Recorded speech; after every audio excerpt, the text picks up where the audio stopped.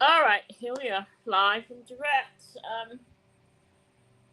All right then. Should we start? Good afternoon, world. Good morning, good evening, good whatever, wherever you are. It's of course our weekly podcast, Bantu TV, and here live and direct. My name is Kalinda Shichinda here out of Indianapolis, in the Hoosier state of Indiana, Midwest, the U.S., and of course, we're here for another exciting episode of Bamboo TV. Volume. The music is still playing. What, Mr. Chulufia? The music. There's no music here. Really? There is no music. Well, Where is it coming from? let me ask the new man who just entered, Mister, my lovely, handsome, lovely doctor husband. Do you hear any music from me, Doctor Liswanisa? You there? Let's go. Sorry, it was my fault. Do you hear any music from me from my end? No, it was on my end. There was another gadget was coming in my thing. Oh my Oh, god. there you go. So that's your thing. All right. Okay. All right. Okay. So yeah. Well, let's move on. You're good. There's no music in the background. Oh, great, great, great, great, great. Because I do not want to be accused. You but I'm pretty much I should be allowed to play music because of that wonderful young man doing things for us in Paris, Samu Konga. Anyway, that's a topic for another day. Anyway, let's go. Let's go ahead with the introduction. Mr. Chilufia, do you vuvuzelas before we come to my lovely Lozi doctor husband here, who has graced us with his presence today. Yes. Thank you, ladies and gentlemen. The name is Chanda Chilufia, and I'm broadcasting live from Ontario, Canada. We thank you very much for joining our show. Of course, we've got so many topics. We got so many things that we need to discuss. We've been faced with so many uh, burning topics that we need to tackle. And of course, we welcome everybody. Linda, thank you for hosting the show. But Danny, thank you very much for joining us. And of course, anybody else that joins in, make sure to contribute. If you're watching in the background, there's a link. Just click on it, and you can join in, or you can just simply post your comments, and your comments will be highlighted, and if you have to ask questions, you can do the same. So yeah, thank you very much, ladies and gentlemen, and let's keep the ball rolling. Great, my lovely Lozi husband, who is in Puerto Rico, I'm assuming still, living it Uh, all up, uh, bringing yes, it yes. Good afternoon. It's afternoon here, I guess. I see somebody in darkness there. I guess that's Zambia. Uh, Well, we appreciate the darkness. It's probably in Zambia. There's load there's shedding load over there. shedding and all that. Yeah, so we appreciate them coming through Thank because you very. I know Zambia. If you are load shedding, you are load shedded. Even the network goes, just haywire. But go ahead, my handsome, lousy doctor husband here. Yeah, I just want to say hello to everybody. Yeah, I'm still in the Caribbean, and it looks like I'm gonna be here for a long time. I just signed a nice contract here, so I'm not going back to Canada soon. Ah, okay, okay. Ah. So it's a disclosure for everybody. Um, All right. I I'm think I'll so be going back to Canada after a few months from now. So oh, for now, this is my home. oh, great, great. And let's just bring in this young, the one in darkness, Cleopas Tongs. Please come in and introduce yourself and where are you joining us from this afternoon or evening, wherever you are, or morning. Go ahead and unmute yourself. Okay. good evening. Here it's evening. I don't know if it's there. It's good morning, good evening. It depends with the time you are listening to this from. Yeah, my name is Cleopas Ntongama, from Zambia. In particular, currently I'm in Lusaka, Zambia, Lusaka. As you can Uh, see, we are being located. Yeah, this uh, is Cleopas. So all right, Cloppers. I knew it. I told my lousy husband here in Puerto Rico that he's in darkness. It's probably because his Lord shared it, and we appreciate you joining us this afternoon. At least it's my afternoon here. And well, let's have a conversation. And we're here to speak on a lot of issues. And I want to start the show different. Of course, the American election is hotting up here, and I'm super excited. And we just found out as Black people that we can turn into Black whenever we want. So, as for me, I realized I was black, turned black. When my grandmother hit the. Okay, so that's a story for another day. All right, that's just me being silly. Actually, Fia, when did you à la realize? voix. When did you realize you? When did you turn black? Me, I've always been black. I've never switched. I've always been black. I've never switched. So, Yeah. Katishi. All Uh, right. My doctor husband, But when did did you you turn actually have black? any kind? Oh damn! Who's calling me when I'm on? Huh?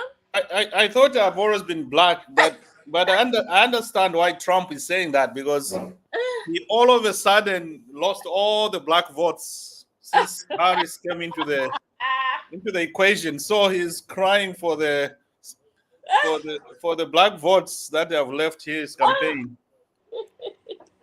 You know, I sat there watching that interview, and I was like, "Oh my goodness, did he just say that in front of all those black journalists?" And he's being interviewed by journalists. Yeah, he's gonna have a tough time because right now Hispanics and the black voters have all gone to Kamara. Of course, of So course. now he's remaining with his rednecks. I don't know how he's gonna. He's scared. He's scared of losing.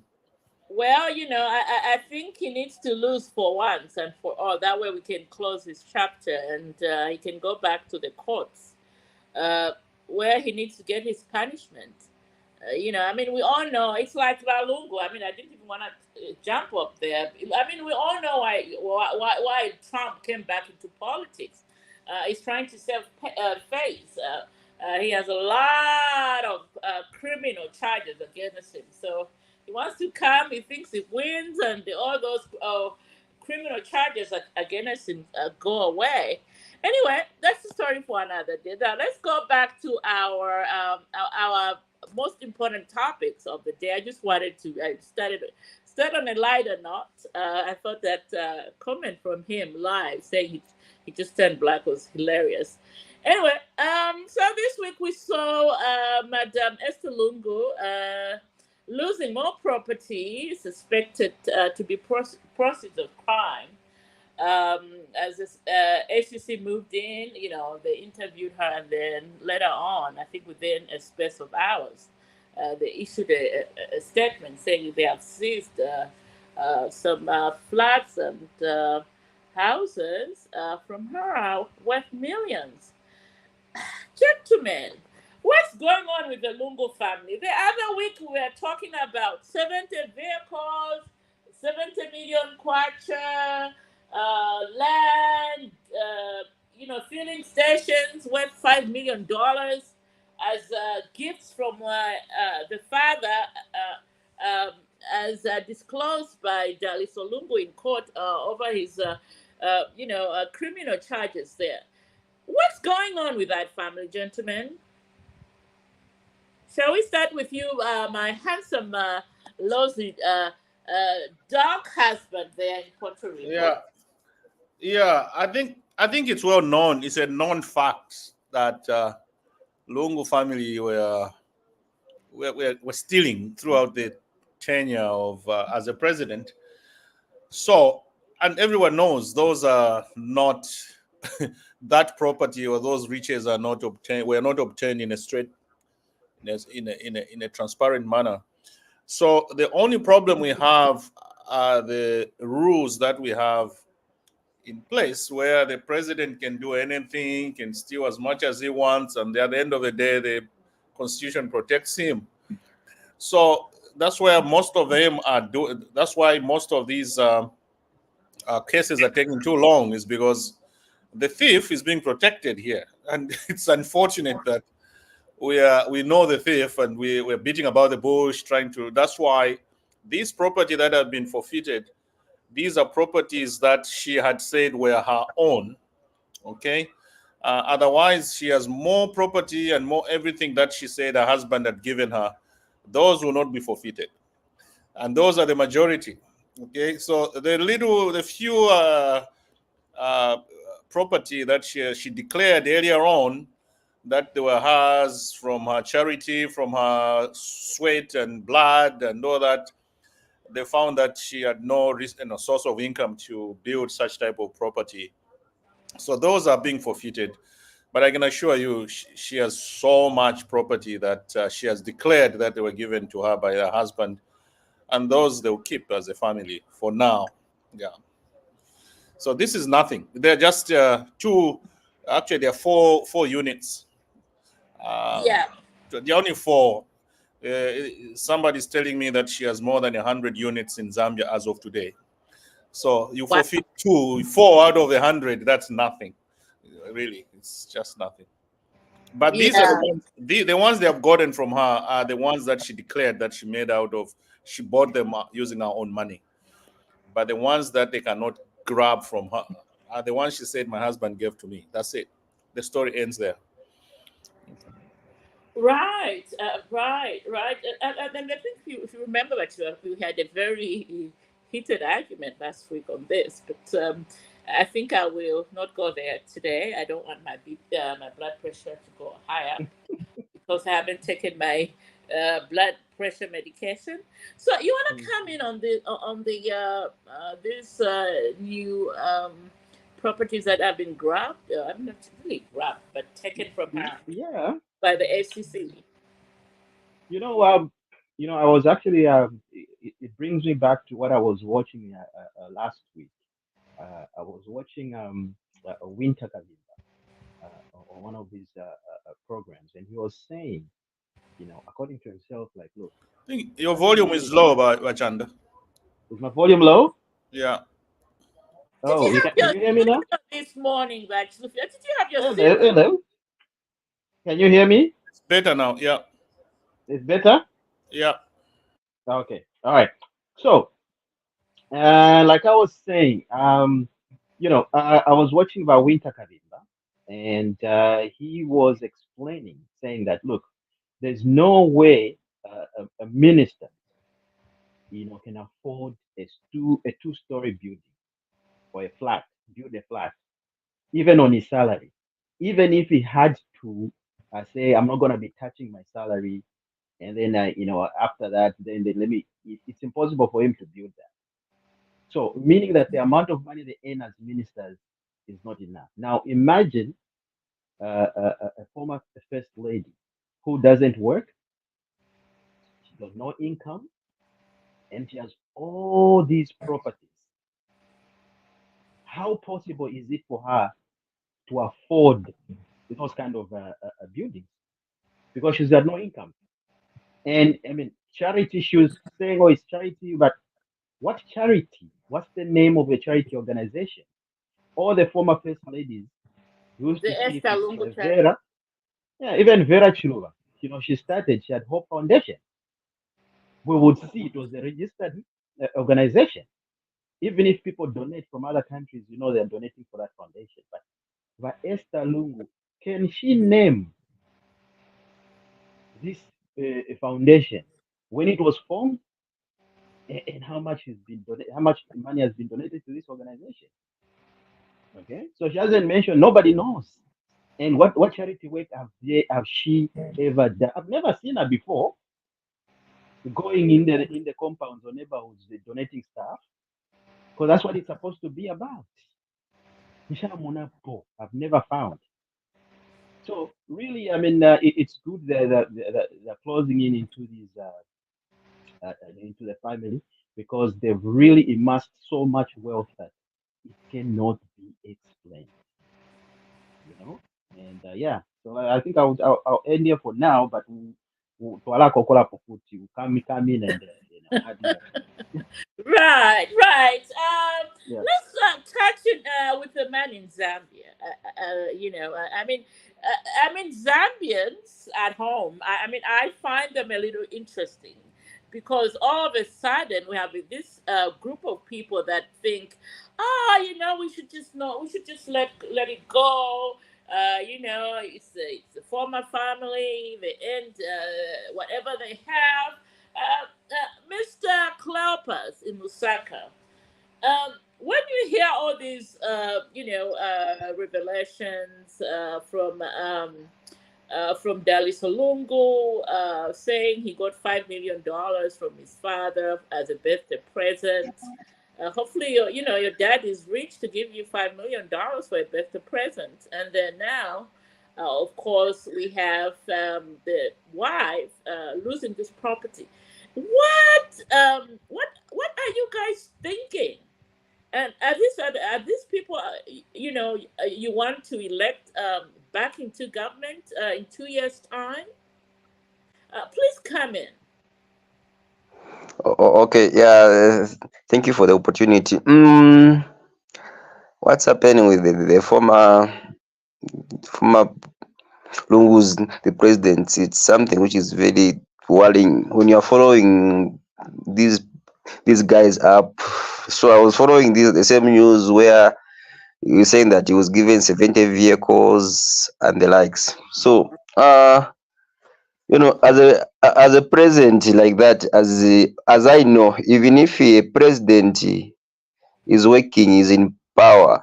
Yeah, as Mr. Chanda was saying, I also followed the interview Intakabemba where he was saying even if you work in ministry for 5 years, even if you don't get your monies, your salary, you don't get, you put that all together, even including your graduate, you can't build the 5-story buildings here in Zambia. You can't build those two. Now you find that even if we try to get the issue of the president, even just the president, according to the statement, even if no matter how much the president is getting, Mhm. the son like 70 vehicles in as a present, and the other issues of this, the daughter also somewhere back we heard that she bought a bank that was some few years back. Yeah, she has a bank. Even I don't know if it's still running, but it's still there. She said that the father also gave some cash. So you find that when you look at this, what these guys are saying, it's not really matching. It's not making sense. We try to look at it in a critical way. And, the money is just too much.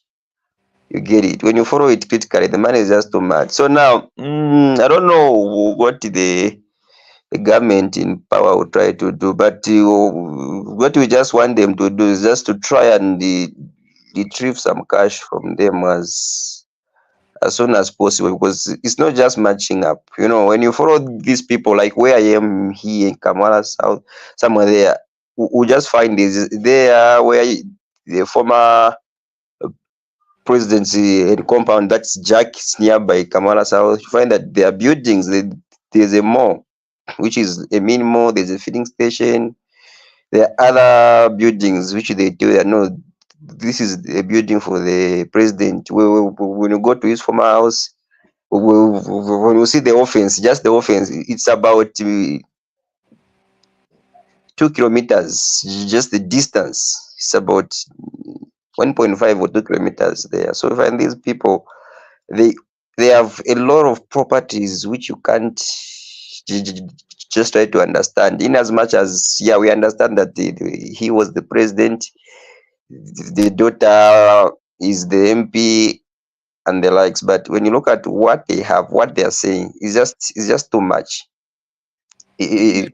just too much for us to try to understand. You see.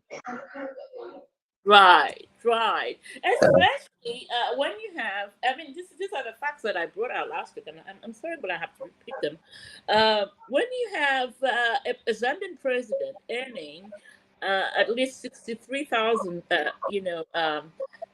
dollars annually, which is about 1.2 million kwacha in Zambian terms, and then you have a son with getting $5 million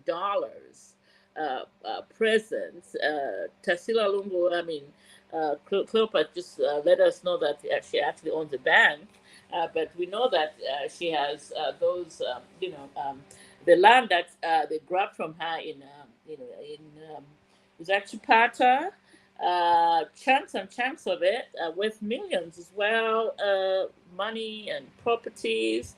And then the other daughter, the lawyer, just decided, look, I don't want my name to be tainted. She also gave her some houses. I mean, it's just not matching up. But maybe I'm talking too much. Let me bring in Mr. Himwami, Macha out of the UK. Welcome back, bro. How was Ah, the? How was ndambe how aina was? ndambe nanda kumwanja muji michovo Eh, mwabuga no mwambe mwaliliza mwa. buyani Twalibisha munyama. Twalibisha munyama. mwaikaleni mutozi chwani mabanga Babanga boy. mabanga Babanga muli boy. muli kanawa Kanawa. mulapundu kwa choni muladibisha choni. I have no idea what that is. That's all. Who wants One to watch? Zambia, one nation, one people. Great. No, We love. I'm here now. Great. So anyway, Yes. Mr. Bami, we're talking about the recent forfeiture of properties, or whatever you want to call it. SCC getting the two building from Esther Lungu after the interview during the week. Your opinion on the latest um, Yes. properties that were gotten from the Lungu family, especially that we had that heated conversation last week on Darisa Lungu. What are your thoughts this week? My thoughts are as follows. The means justify the ends. That's how I would want to sum it. The means justify the ends. Mm-hmm. How you acquire property, the method you acquire it will also justify how you are going to have it as yours or not as yours. What is the end of it all? Not hers. What means did she have to acquire that property? There's supposed to be a relationship between the income earned and the property gained. If it's not matching anywhere, it's proceeds of crime. What is crime? Crime is basically commission. You commit a crime by action, sometimes by stealing. That's an action.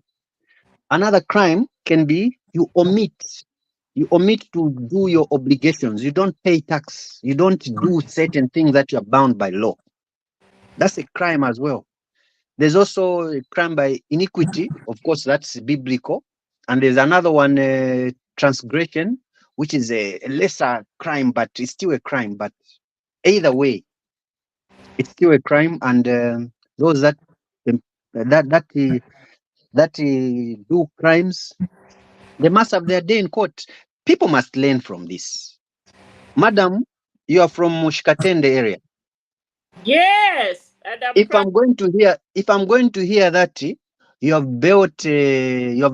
made a tarmac from farmers to Shikatende and using your own money, sorry, I will question, where have you gotten the money from? Because it's too expensive. So the means justify the ends. Unjust income, unjust riches, we shouldn't have them in Zambia. That person was talking about them owning land in Shawama. I know about it. their starting point in Chawama was just a very small thing, but what they have currently is a lot of undeveloped land in Chawama. I know that place as well very well. So what they acquired illegally, let them lose it legally. It's fine. Vachandana mumfwa. And they will come Mkamba those are very valid points. What they acquired illegally, let them lose it legally. Legally, yes. Law should be used. Yes. I agree. 100%. I mean, there's no way we can let all these people amass all this wealth in a short period of time. Yes. No. How? You don't. Mathematics doesn't even allow it. Like it's numbers cannot even allow you. Not even just say numbers cannot allow. So they should lose it. I yield. But let's bring in our lady of the moment. We love her. I love her commentaries every day. She and I get so passionate when we hear the Lungu fam. Sis, Lady Sarah, please, we are talking about the latest capture of property from our former First Lady, Esther Lungu, to the ACCB this past week. Your comments. I can't wait. Go for it. Hi, everyone. Hi. Mashukeni, good evening, good afternoon. Yeah, like I've just said to our boo there, Himwami Macha. Like you were saying that what they acquired illegally, let them lose it legally. Yeah, Ukabona kuzambia bwali chila, we don't care about other people. We don't care about our grandchildren. We don't care about our great-grandchildren and the children to come, Because how can you amass all that, wealth? For what? And already your personal being is shrinking to a smaller room, Ngawakota. You won't even be occupying all those rooms in your house. But again, you are even building. Muleiva. Why? Where are you going to take all that wealth? Don't steal. Build your own wealth, but don't steal. If you steal, the law will force you, will face you. Not force you, but it will face you. Okay? And when the law faces you, it doesn't mean that Mr. Hakainde Chilemewa awe, Mwaliva, madam. You have to lose it. So I also want to, because we are talking about the Lungus, I want to talk about what I saw on Facebook on Mr. Edgar Chagwa Lungu's, he was talking of HH at Mone New JJ Alafwa, Ngafa JJ, the blood of JJ will be on Mr. Hakainde's hands. I want to say that, Mr. Lungu, the way you talk, it's like now ulala mtu wasa lota fie ba echeche wambo kulanda, Iboba Lungu, when people were being killed in Zambia, when people were being gassed, what did you do? You never even talked about it. JJ urinated in the journalist's mouth. You never talked about it. So the urine which is in that journalist's stomach, it's haunting JJ. Alela pila JJ. JJ is paying for his sins. You cannot urinate in another human's, mouth. Honestly, and you make him even swallow stomach, and you think you can be okay. You can't. So Balungu, stop saying that the blood of JJ will be on Mr. Hakainde. Mr. Hakainde alekala ku prison. Is Mr. Hakainde who forced JJ to start urinating in other people's mouth, or even, aggravated whatever case that he has? Mr. Hakainde was not even there. He was not even in government when George J was committing those crimes. So don't start talking about Mr. Hakainde having anything to do with JJ's issues. It's the law. That's all. I just wanted to address that. Thank you. All right. May I get in? May I I just add one thing? All There's right, one thought go ahead. There's one thought I left. over Madam Lungu's Esther Nyawalungu's thing case. You know, there are women. Talk to your fellow women, those that are married to husbands that have access to Zambian wealth. They should get what they want to get legally. Vanamayo mulande na vanamayo vanenu. Mone Imson Chireleta, pavana. Married women that are, those that are married to those people in positions of influence. Let this be a learning point. They can talk to their husbands. My husband, this thing which you want to give me is wrong. Mailo chikatuletera omusebanya chikatulika pamusawo understand mwebabemba Nyekyafene namusokolola. chikatuletera ensoni. Talk to them. Say, no, these things you are giving me, see how you can make them legal while you are still in power. But before that, please, napapata. You know, women, you have the power to convince men. There's a way you can talk to them so that they start to do what is right. I hope women, I hope you are getting me there. Don't misunderstand me, but I mean them talking to their husbands, not to give them ill-gotten wealth. It's too much. Every day, No, quote but shop. No. namushawa macha. You know, amacha. Abakoti bonse bali ako koti mulandu Abantu ava. And Going those to- who steal little money, they are being jailed. You see? Being jailed. Going to court. Prisons. Imwefika Going- bola lefika sana tamleba jailed. Going to court as a There are 2 points. You There are know- 2 points Mwaleta. Vamacha na legislative brought up 2 points. And then these 2 points, the president actually talked about. He said, look, if in Wengwa, one of the people there, they steal a goat, they will be jailed for 5 years. Yes. Okay? But when these politically exposed people, Peps, embezzle this politically money, exposed. you know, they end up signing up with these deals where they just Consent. Consent judgments. the whatever, and then they don't serve any time. So you're telling the judges and everybody, the law enforcement, you need to strengthen the laws so that these people should not only just compete, but should also save time. Yes. Because it's unfair for everybody else, you see. And you see that's the one thing I like about the president. He's a listening president. He listens to the people. The people are saying that, look, you're catching mwamwikato muntu aive nkoko mwamulonga 2 years. Mundivira mamiliyoni namamiliyoni. Aho takuti. So abantu akashituka live so that naiva. Every abalera that when you steal for the future and for your children. Avena boma. So that paranga bakuikata kubapera ko ishinono washala kona shena. You don't even save time. So no. That's being crooked. It's being crooked. And you see, the other point we need to also know is husband and wife. What are they teaching the children? Children now, what are they learning? Kukoti kwako ya n'abalume n'abakashi. Abana, the grandchildren. Come on, we do that when you're going for a marriage ceremony. Husband and wife na mwikata. Naughty. For better, for worse. So. Awe, ala.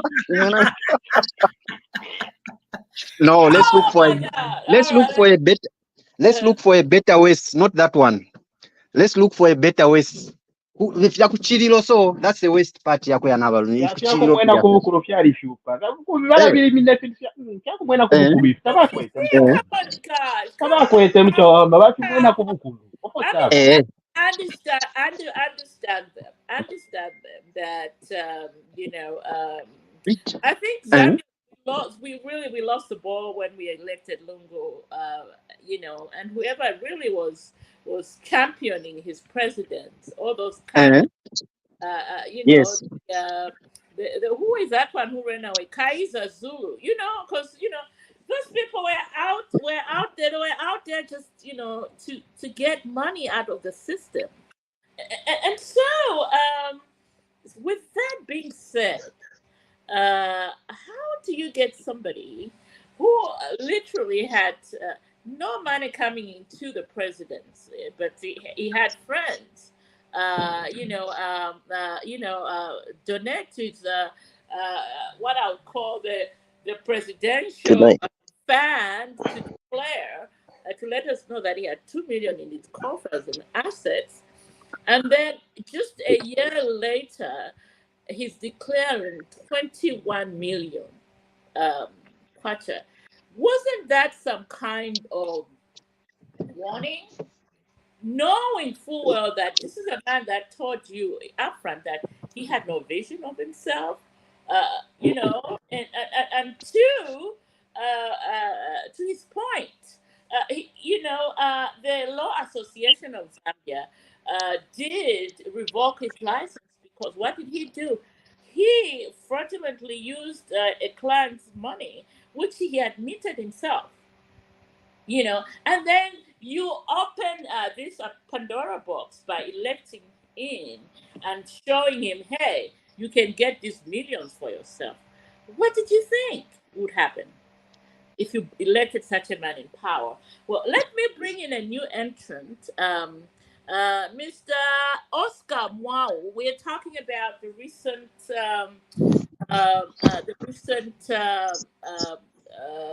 ACC action in getting properties from Mrs. Esther Nyao, that were proceeds of crime. Would you like to comment on that? What's your 2 cents? And please tell us where you're joining us from, sir. Speak on it. Mr. Mwao, Oscar? Okay, maybe he's just joined in to listen in. Well, let's move on. We Oh, have okay. I just thought of adding something. Can I add something? who is this one? Go Yes. ahead. So yeah, okay, thank you. Yeah, I'm getting what you are saying. I'm trying, even though there's a bit of breakdown in network issues. So yeah, Oh, my close. Go ahead. thoughts in addition, I'll try to comment on what Mr. Chanda said about these issues of crime. You'll find that a person has stolen a cow and Uh-huh. the person will be arrested in 18 years. Yes, and someone has stolen 70 million. He will be arrested for maybe a year, 6 months, 1 year, 2 years. Mm, when you just sit and sometimes I think I don't know if it's the law or what. I feel it's somehow it's not fair and we need to revisit it. Right. And see how we can try to balance up these issues of crimes and everything. And one more thing is that when you talk of in leadership, once you're a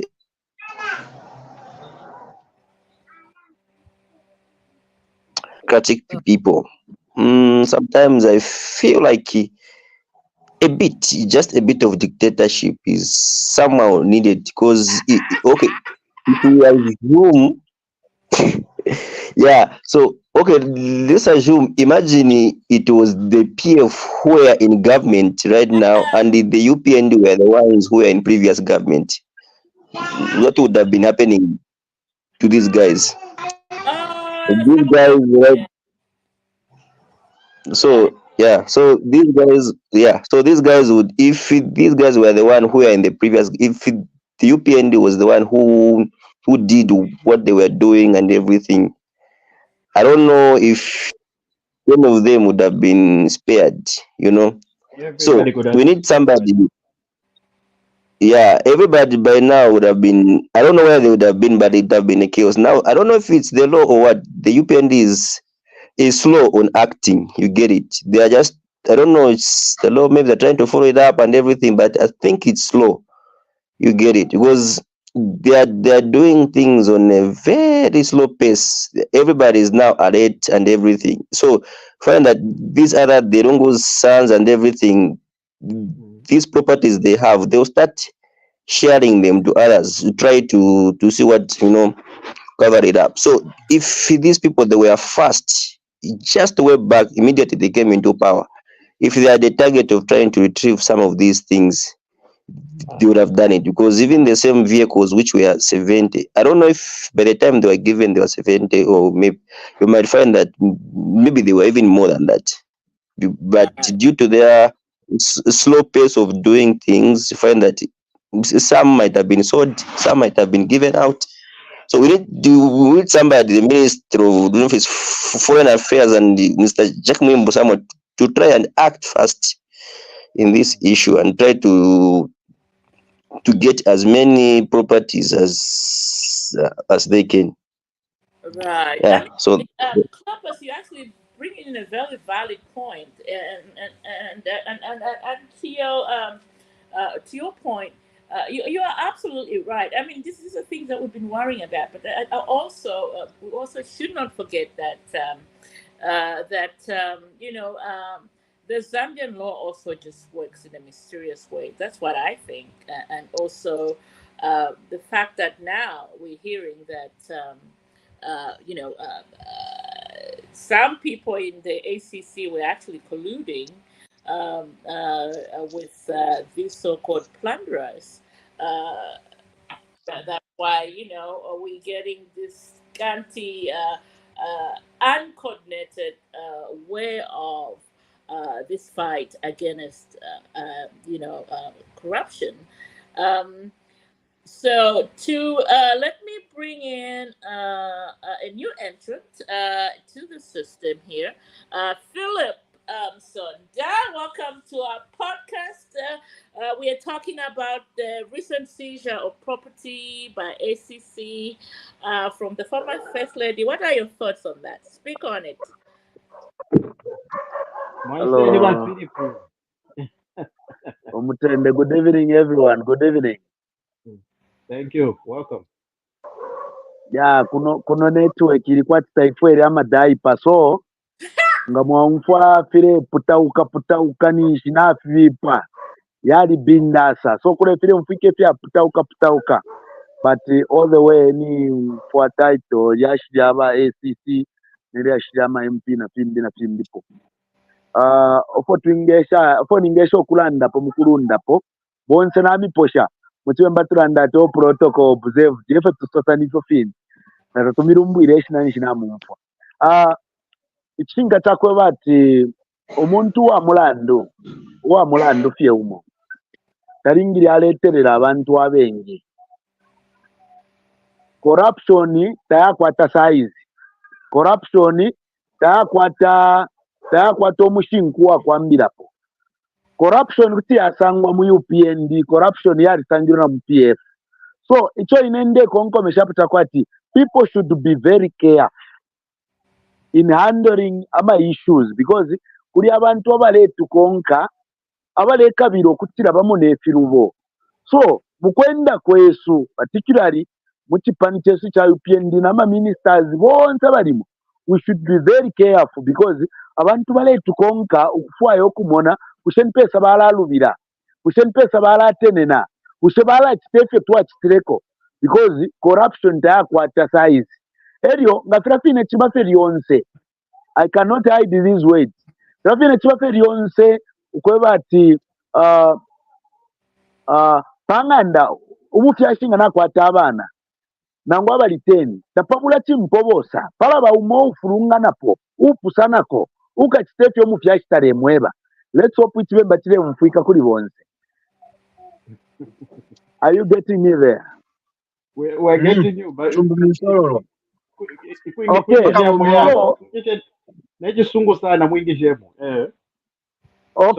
so we should not expect all the ministers, all the MPs to be law-abiding citizens. Not kwata manefi mpobosa abako bati those people bakalenga president ukumaneka kwati teshi wefi arechta but they won't say once Mr. Macha, can you mute yourself? Macha. How did it come? Macha. Just mute yourself. Okay. Okay. All right. Okay. Go ahead, Uh-huh. Mr. So, Msonja. Wow, just a so little shout out here. what I'm trying to say is, Mr. as long Tonga as is leaving us. Just letting everybody know, Mr. Cleopas Tonga is leaving us. Thank you, sir, for joining in. We see you next week. Proceed, Bamson. yeah. So as long as we are having people who are not born again in UPND, we expect a lot of bad things to happen as well because corruption has got no size. It can be with anyone because the corruption yaliko na mwista yakwa Yesu. So ocho ndela ndako takobati. In as much as our president is trying to uh, to avoid corruption in UPND, we should be very careful in everything that we are doing because we've got people who are following us. They want to see faults. They want to see a lot of failures in UPND. So in every single thing that UPND member are doing, UPND ministers are doing, they are following step by step to see the failure ukusasonta kati bapresidenti ebarufyanya. And to make matters worse, ikichena kanchose bapresidenti bali pamopo balolekesha pa opo ndebona kwati pali area ba minister ni ba PF, then abama chairman bali amumuka chama directors abama directors bambi ba na bale fulunganya otuntu tumotresa mkumwenesha mwa minister, then ba minister bale moneka kwati nabo bafulunganya eto president arebomba. To tell you the truth, corruption yenanga tatuichenjerere yala moneka kwati na ikulo kuchira pali fyonse. But what I can say is That's good. That's good. natumono twala bombera pamaka Tamulangirepo pali mayo ba Esther Lungu nopo baveke ne ndala bada na ma building wa spaces za ICC. ile mfike yaputauka pati banani abo Pali ba Esther Lungu ili ashiria ICC na batasizi wewe ile ashiria ya okay, that is ile ashiria ishivi nono ile ishivi kwa ile ari family cooperative ile omo bale ipere miotoka 90 ama birthday you know Lungu should be given a title of the father of the century. Upera ama nani kana ma filling station kubana, upera ama famu kubana, ichi chatara chisitikapo ifunde tariakwata law should be blind. No one is above the law, not even the president, not even the minister. No one is above the law. So if you are by Esther Lungu, if you are betrata moneni said mwasukyame, that is the law. Ukuba clear nefunde ekintu kiri important. Tapari ulingira okukiringanya, tapari ulingira muri immunity. That is the point. Right, all right. Thank you for your contribution there. Let's move on this discussion because every time there's a seizure or arrest regarding the Lungu family, it brings out a lot of emotive, feelings out of us that witnessed the plunder that was going on in the PF. Starting with people showing us. Thousands of kwacha, cooking, chilemba, people are using money to as bedspreads in hotels. It was all over the show. So we can go on and on, but obviously there'll be other updates in the future, and we'll talk more about that. So shall we move on to the next topic? I think we've covered enough on Esther. The next topic that we have here that I think we really need to speak on it is the topic on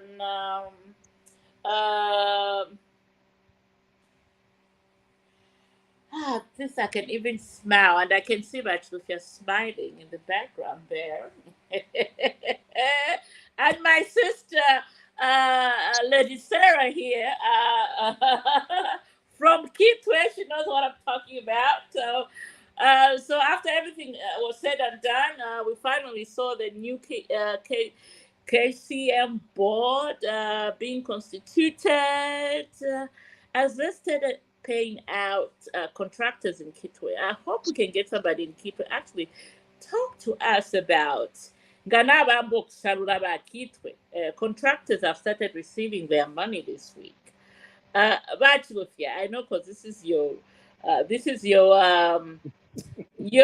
don't know what to call it, but Yes, this is area of your interest. No, topic. kale batapukusalula Eh, indala manashingira because when the money went in escrow account, and then from we knew that the government knew that these guys are now serious, because according to the contract that they've done or they drew up, you know, and I wish Wakazia was here, he would be very very against this. But look, the main point is this: am I investors? Let me just digress a little bit. These investors, they will only act and do illegal things when the government that's in power is doing illegal things. They'll behave when they find the government is strict and is abiding by the law, and they're telling you guys, if you come here to invest, this is how you need to do business. And if there's a proper contract in place, like the one that we have right now in our KCM, which has clauses in, by the way, AMA clauses that are saying like, look, for some point, if KCM does not follow what the current government said they need to do, they should not chipoka chima 100%.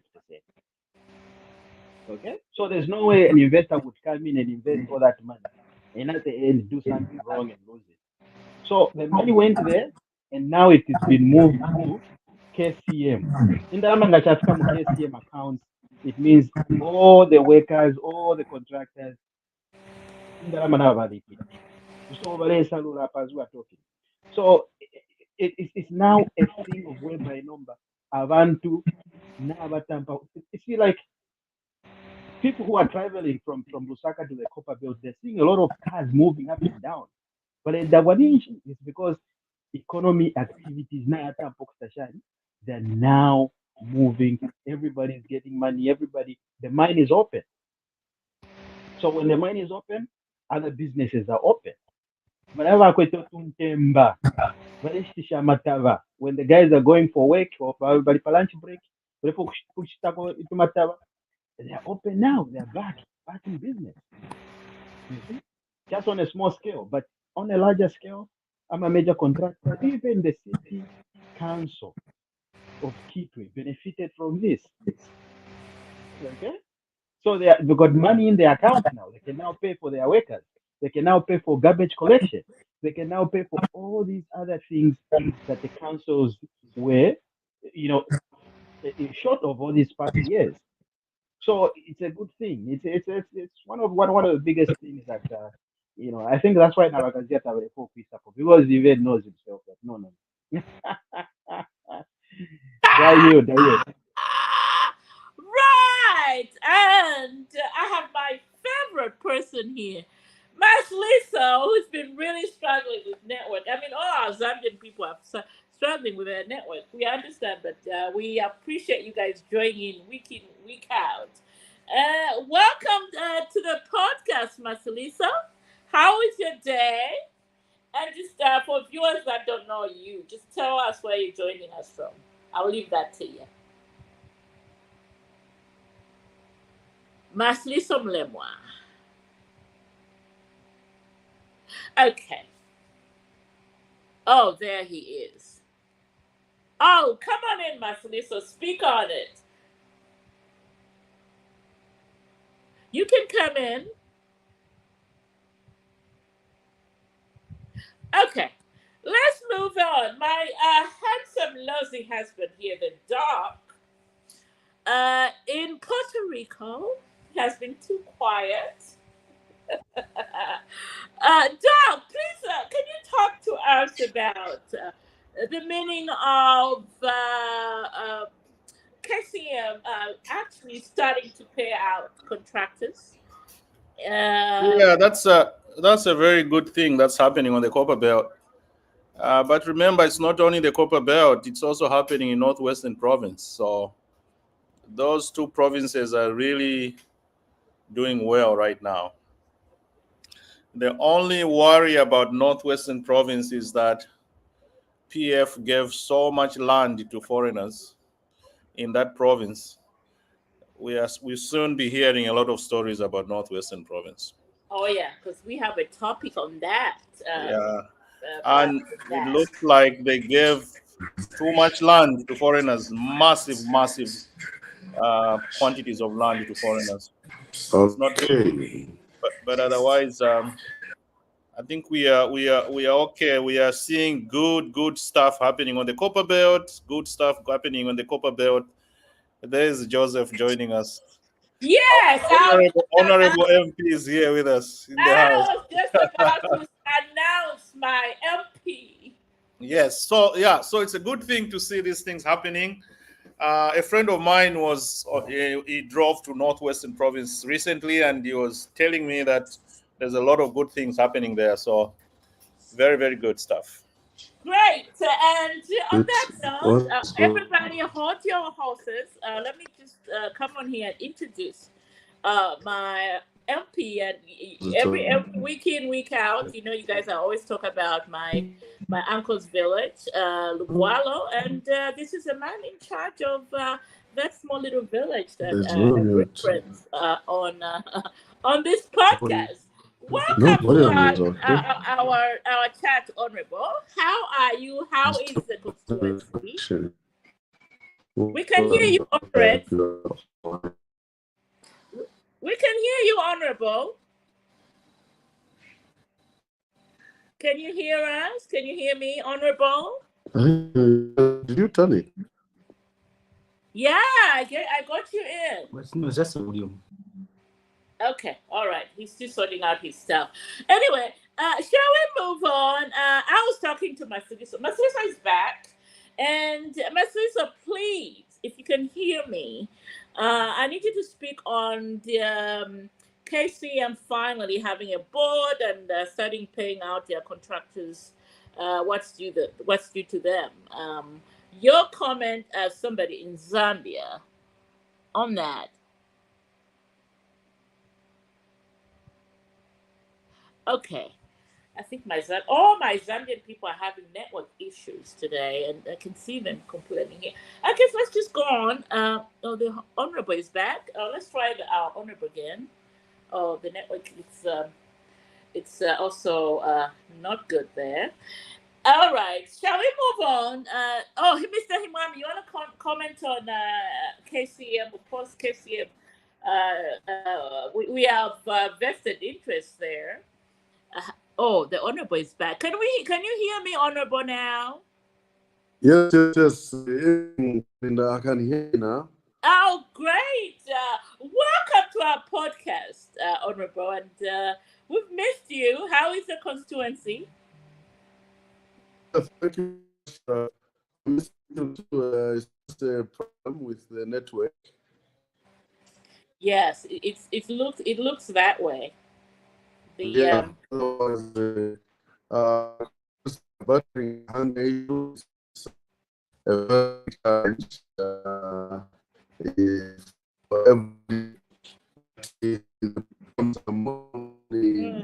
Quite with all the three programs on board.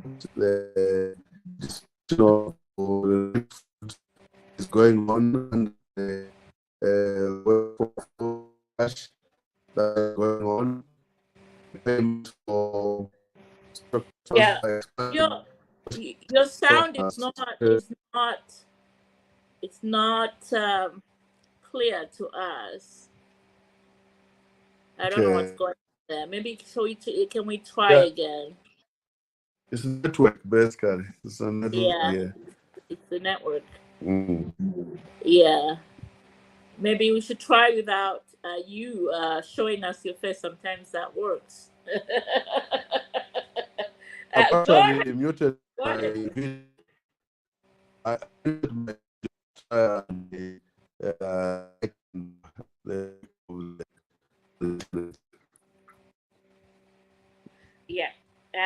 it's definitely a Zambia network here. Maybe you want to take out, just go ahead, log out and log back in. Let's try that. Yeah, we log in and log out. Yeah. Yeah, I think let's try that, Honorable, because it's just helping us with the communication here. All right, and shall we move on? Where are we? Marcelisa, you want to come in? Oh, he's also having network. Every Zambian network. I don't know what's going on in Zambia, but let's just move on. Mr. Mwami, Himwami, you and I are from Shibuyunji. So obviously, when we hear KCM, we are affected by that. I'm pretty sure you have a lot to say there on what's going on at KCM at the moment. Please come in and speak on it.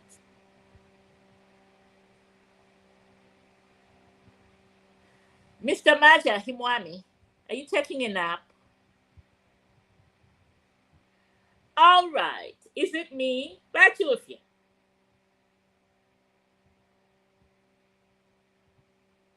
Okay. Hello, Achani. Yeah, I mean, I've Yeah. stopped hearing people. I'm like, what's going on? Is it me? Is it me? Is it No, my no, no, no. You're good. You're good. You're good. I think network? I think Zambia now because of load shedding and everything else. Yeah, because everybody Yeah, that has tried to everybody's join in from yeah, Zambia is having network issues. everybody's affected, But and yeah, we appreciate their effort. dedication to the movement here. I guess the Honorable is back. Let's try him on again. Honorable, That's right. we're waiting on your report. Let's try this. Let's see. Let's see what's going on in Balala right now.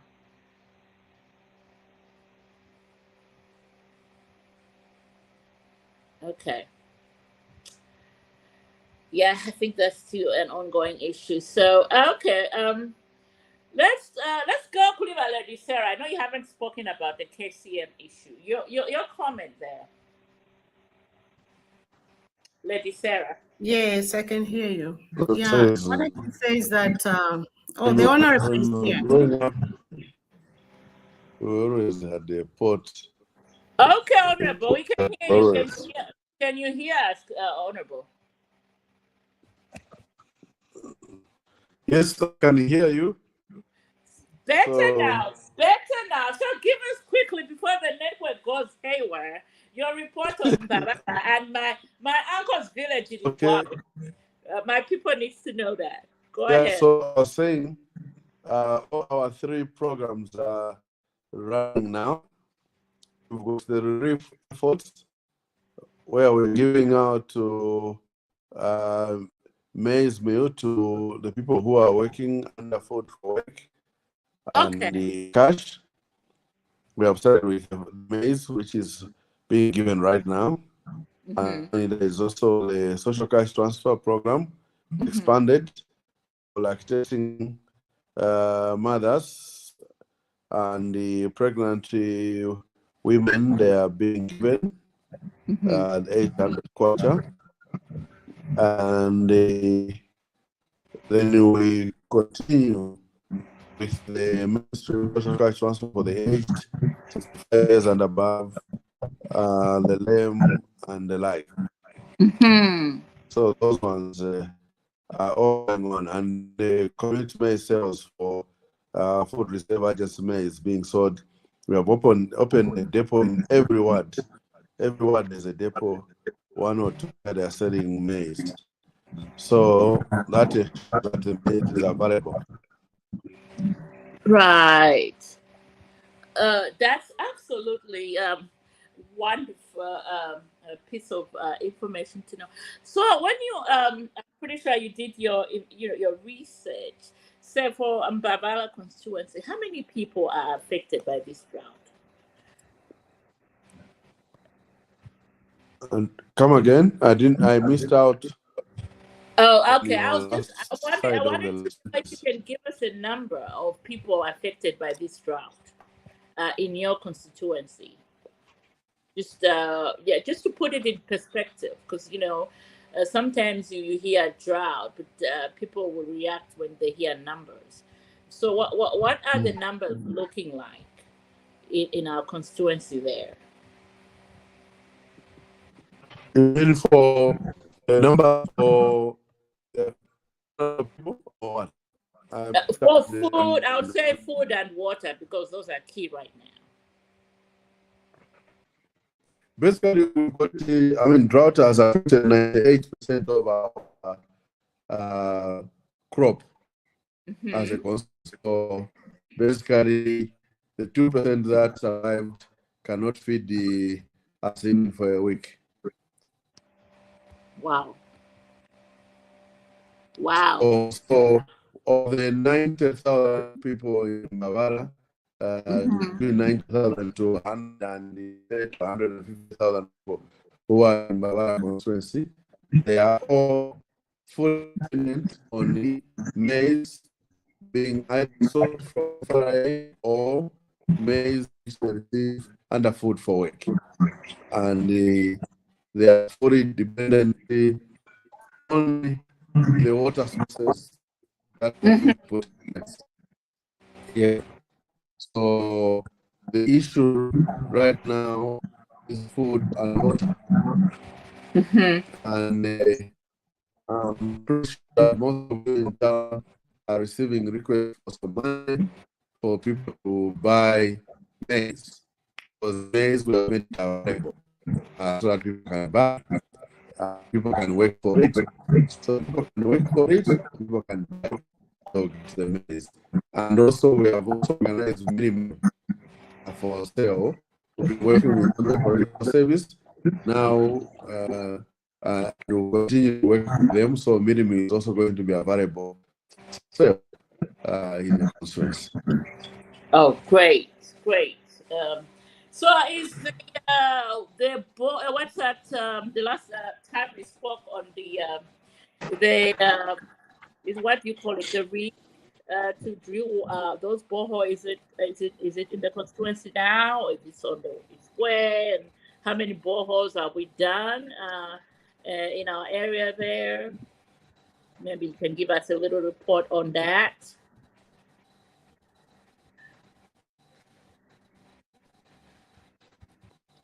Okay, I think we may have lost it again. Okay, let's now move on to we'll go back to him. Lost again. Yeah, but we can hear him. I can hear him loud and clear. Can you hear me, Honorable? Oh yeah, we lost him again. All right, that's the trouble of dealing with Zambia. Anyway, Mr. Himwabi, Mr. Maja, sorry, you're back. So we were talking. Yeah, I'm back. KCM, you and I are from the area that it really has a hand in KCM. You know, your comment. KCM, there are two words. It's either it's an infestor or an investor. Okay. An investor. I copied this word from the late President Michael Sata. Infest, they are coming to destroy. Invest, they are coming to add value. Depending on how they are handled, depending on who handles them, they will do what is right or they will do what is wrong. And what is wrong can be easily done if they only get hold of those that get that welcome them. If they're able to give them something. Insu kubola italigera guli kumujirate umutwi kamamba kuti kumujira. umutwe. So if they are able to deal with the top, nikisa byonse lyavola. But nga bafira okudinga ku top bayadingira panshisa bitalyavole. So it depends who handles them first. If the one who handles them first is hungry, he wants a farm, he wants a Pajero, he wants a GX, and if I mine now, they will do what they can. They will easily manipulate him. People at the top should not be manipulated. Once they become immanipulatable, that's my own word. Once they become, when they become. Hold that thought. Let me go back to the MP. He's back. Okay. We're having network issues. Let's go back to the MP. Can you hear us now, Honorable? Yes, I can hear you.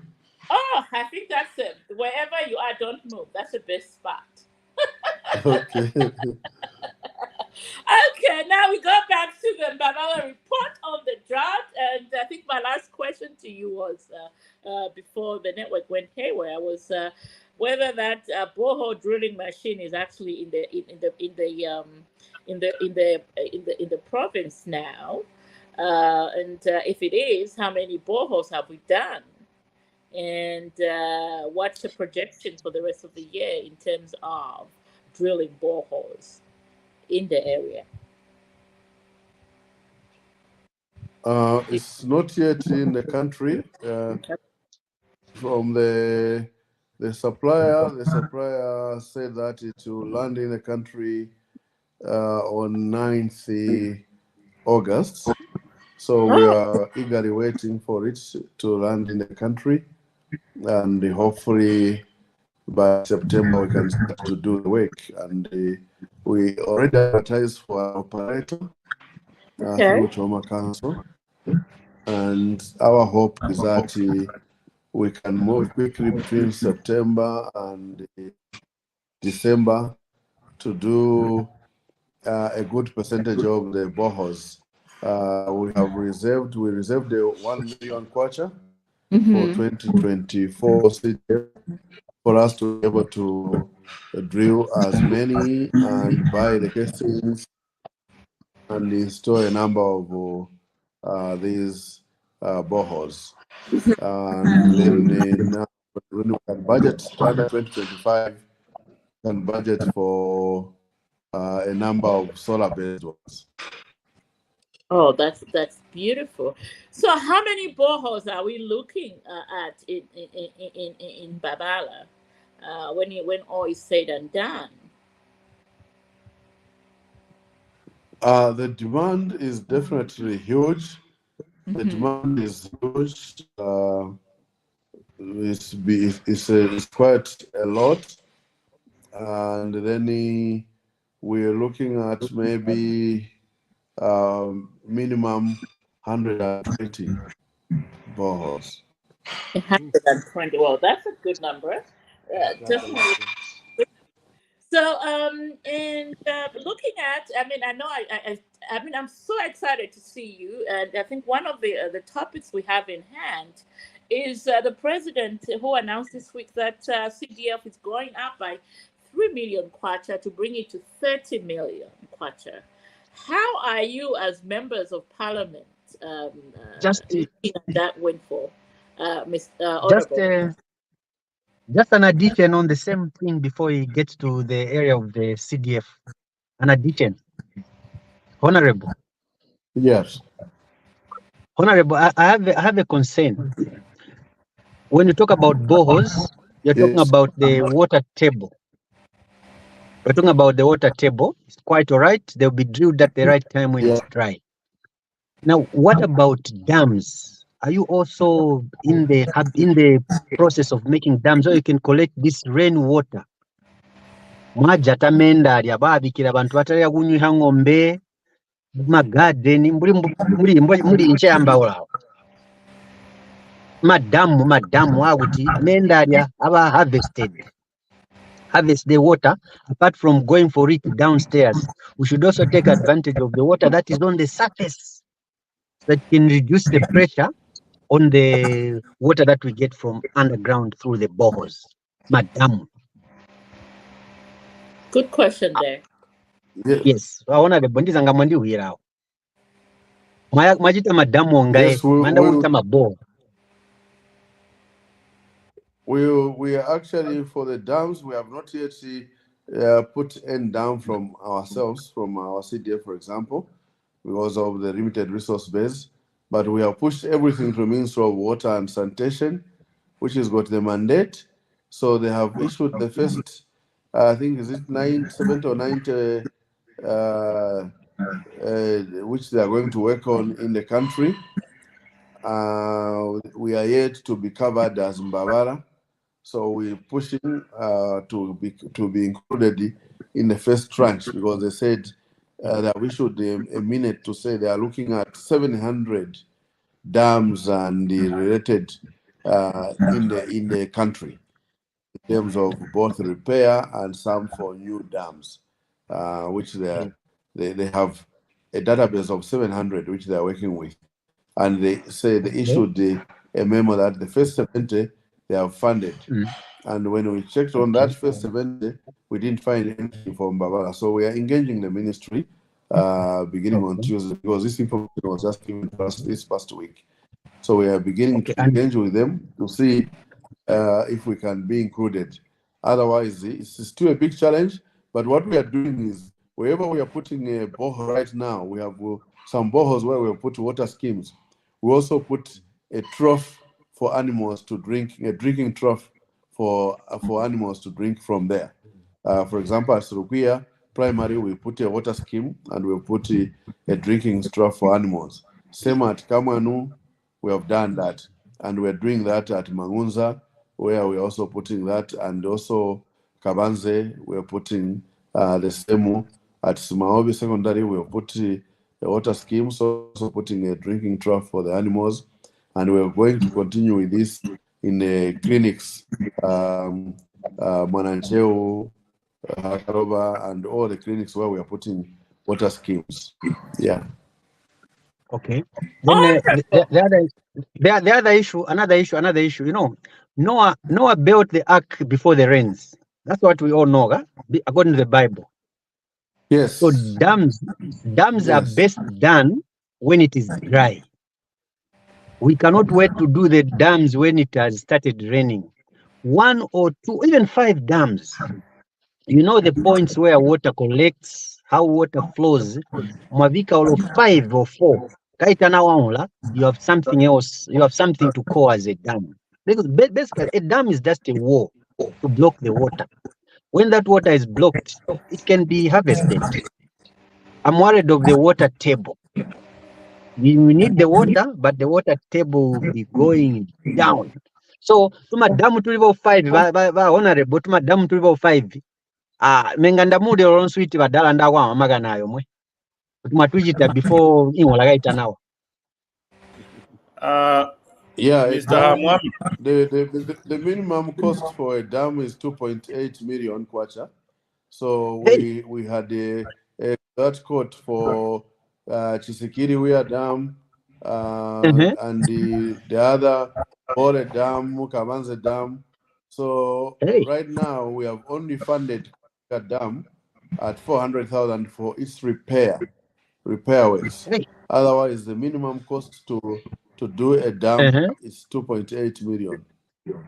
Okay, thank you for that knowledge. I didn't know. I was just saying it. I didn't know the cost, but the cost for repairing sounds nice, huh? Just to repair it is very handy. And the building of dams needs some environmental. You have to do some studies first. Impact studies, yes.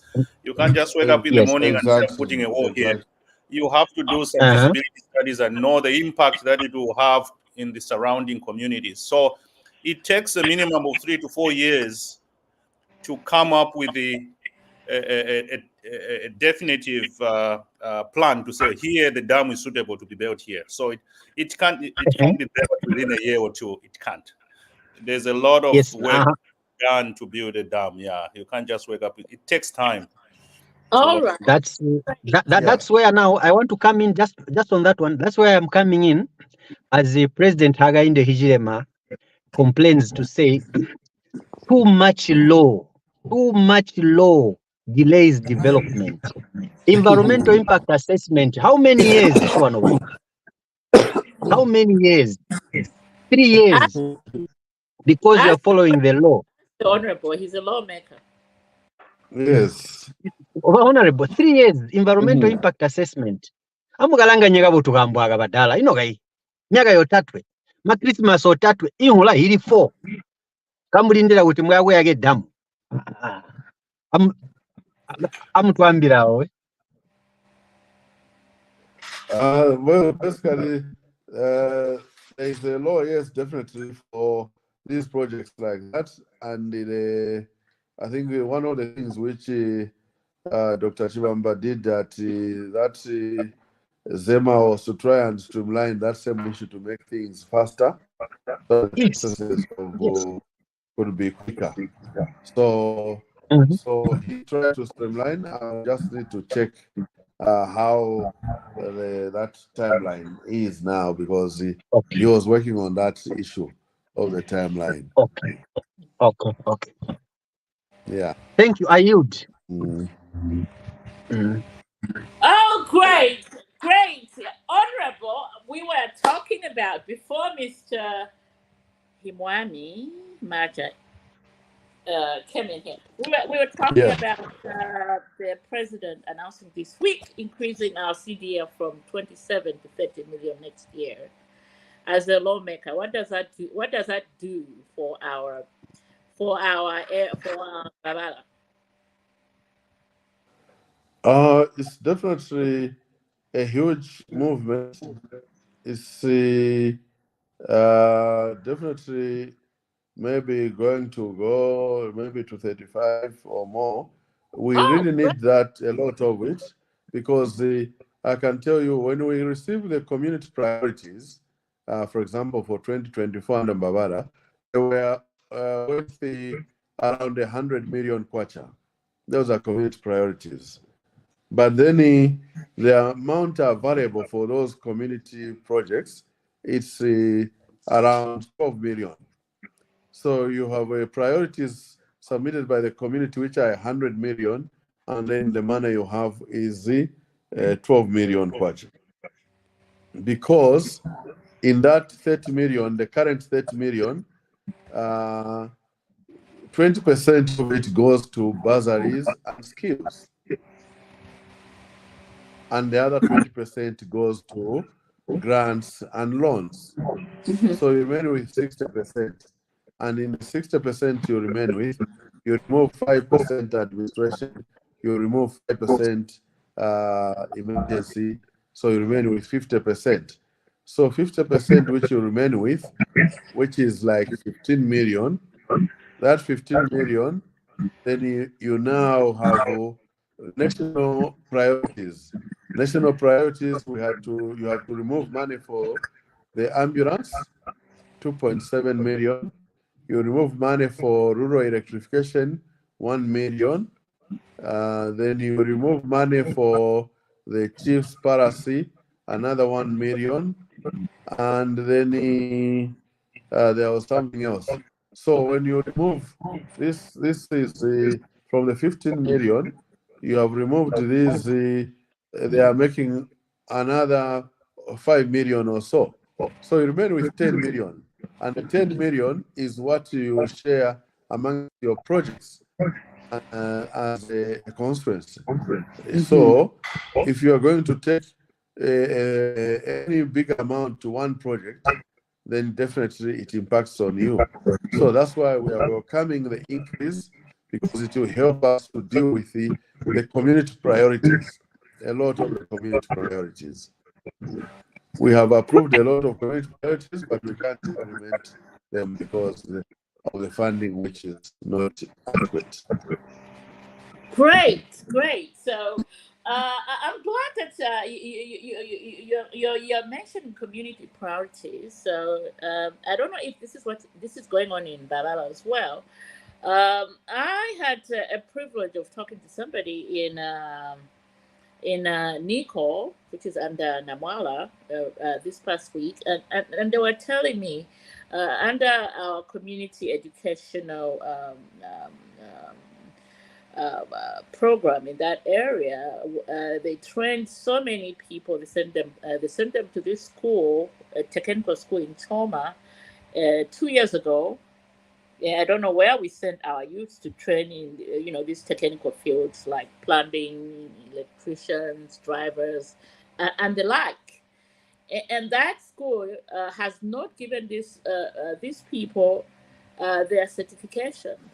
So how do we plan to remove poverty if we are sending people to schools that are not accredited and they are not issuing the right certification for these youths to get jobs? And I'm tying this to what happened in Kabwe. I'm sure you saw that video of the DC. who was complaining to those road contractors in that area, who said, well, they didn't have any drivers when the DC knew he had drivers with qualifications. So, what's going on with this CDF MP in our area? You're saying that Are we also having the same? you're saying the school hasn't. No, the school hasn't given these kids their certification to look for jobs. So even if we have local jobs, you are having contractors hiring people from Lusaka elsewhere because our local kids have no certifications to apply for these. Why haven't they? Did the school pay? I mean, did the council pay? Maybe the council didn't pay. They are holding this case so that they can receive their payment. And from my understanding, these kids paid. I mean, the CDF part of it paid. They went over there for because 6 that months. is the tendency in this country for people to hold your certificate. It means you have not paid, so they would want to use that to get you to pay. Oh, okay. That's something nice to know because I was just wondering, like, why would you send kids to a school that's not giving these kids their certification so they can look for jobs to better their lives? So in the same line, I have. Which means they haven't paid. Oh, okay, that sounds plausible. How? We might be looking for experience too. That's a problem we have sometimes when you have fresh graduates. Employers say, no, you have to have 5-year experience to build this bridge and something like that. So I don't know. Maybe it needs to be investigated. Correct. Also, I have Masiliso Mlema here. He wants to find out or clarify from you, MP, on the issue of corruption in CDF funds. He wants to know how are we dealing it in Mbabala, or how is the situation there when it comes to corruption?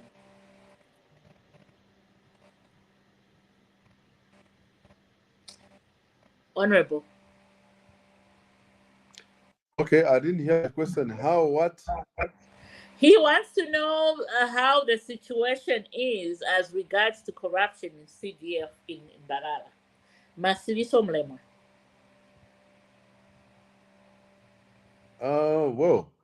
Well, corruption is a sophisticated matter. You cannot really point out to say there is corruption, there is corruption, and the like, because up until somebody has been arrested and prosecuted by the courts of law, remain allegations or suspicions and the like. And so there is no documented evidence of corrupt practices whatsoever. But one or two cases which we discovered, we were able to act. There was one WDC chairperson who got after a crime, that person went and got the money and said he had helped them. So that crowd got the money, so he grabbed the money and left them with I think that club was given like 20,000. He got the 20,000 and left them with 5.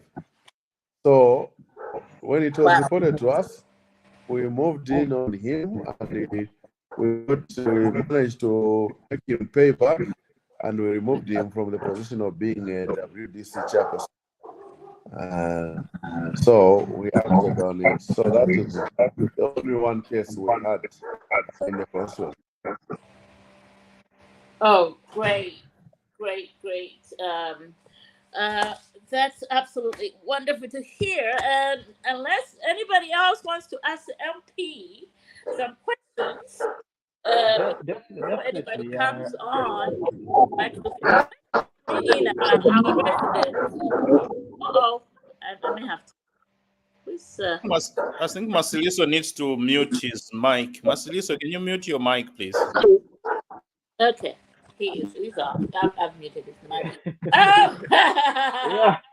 All right. Thank you very much, Honorable Sanje for joining us. I'm really happy that you're here today. Hello. Hello. I can hear a lot of Chanda is there. No, Sister Kazia is probably at a play park somewhere. Go ahead, but Oh. you know Oh, how our resident PS does it. Yeah. Okay. Vakazia. Well, Vakazia.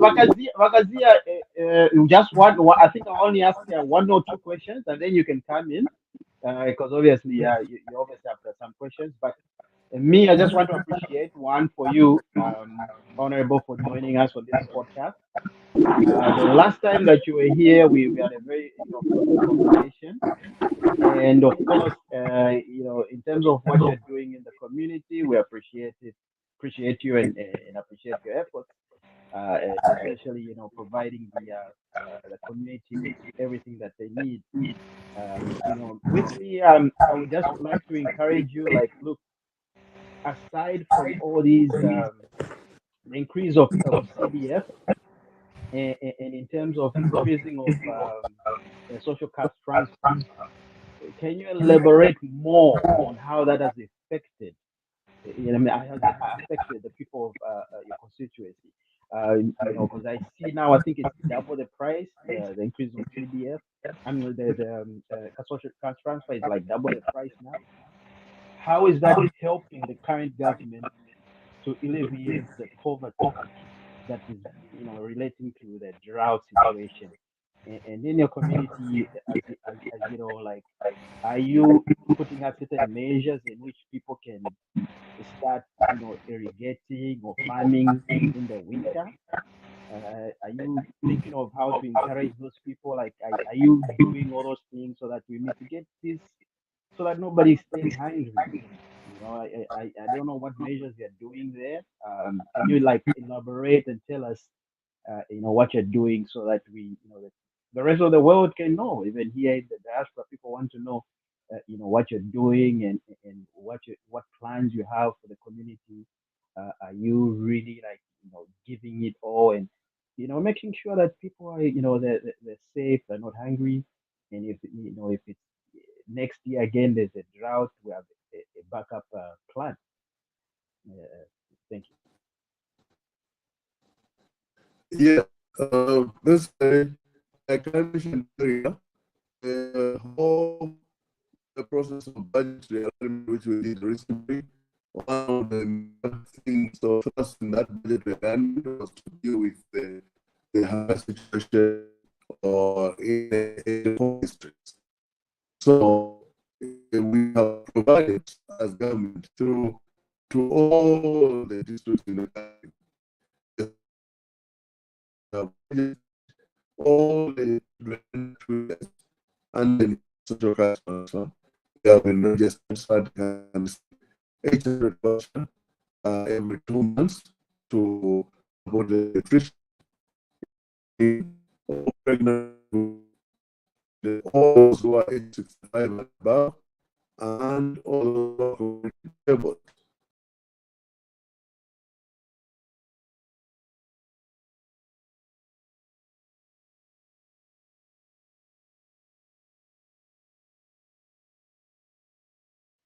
I guess he's dropped out. I couldn't even hear what he was saying. I don't know if everybody was hearing.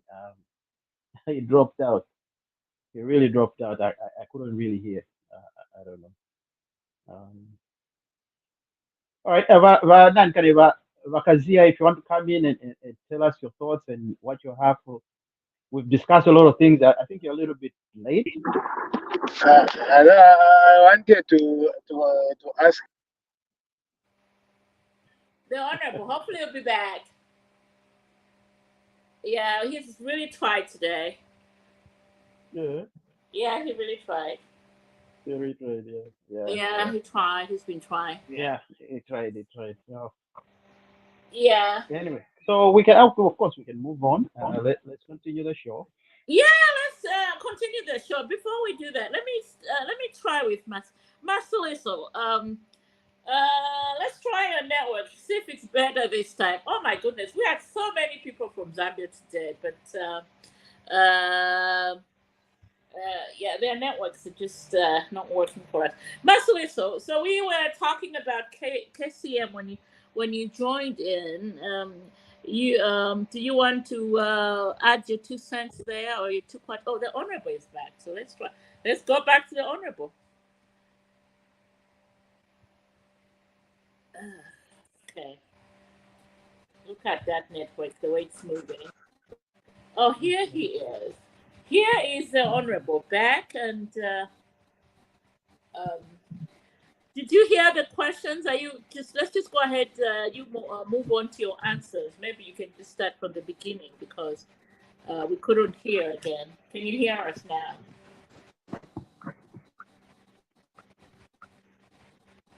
Honorable.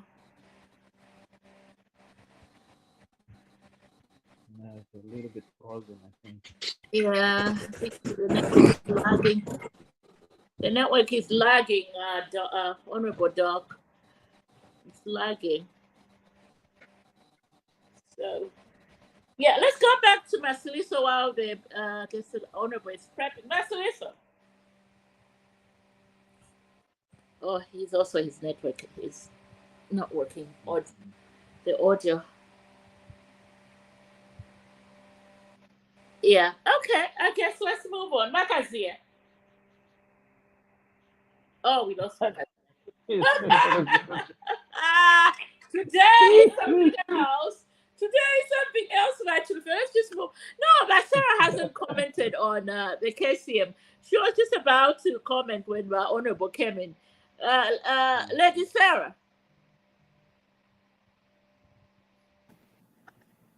The only comment I can say is that it's a good thing, and let the people of Copper Belt enjoy the money, enjoy the way, and also they should not be lazy. No call outs, they should be going for work. No call outs. Yeah. Not our need dwala waya no chibuku wako lwalaka kutamvya nchito. And then those who are like the suppliers, continue supplying genuine things which are durable for the company. Not to mwela supply corruption in there. We know what happens there. Stop it. So enjoy the money and be faithful and truthful and supply genuine things. Thank you. Vale Salula. And on that note, our resident PS. Vale Salula, my resident PS. Nikuisa Vale Salula. Bakopela Vale Salula. Vale Salula ensi. Valesarura omunani n'abakwata ekitono mbashalingira ashafuma mwezi kunosha ya mu ATM account nali shibagire mutamwakite acknowledge ilias mwayamba okuba judgment so mwashi bashali islamiyebwa mutukumwe kusaranja because okay, and then two for to be something different. Mwishisha nshilanya. Mwishisha nshilanya.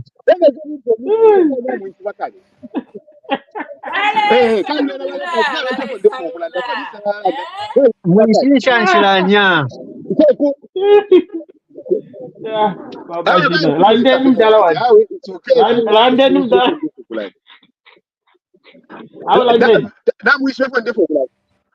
London nawe yeshishi. I think I've spoken a lot about the mines.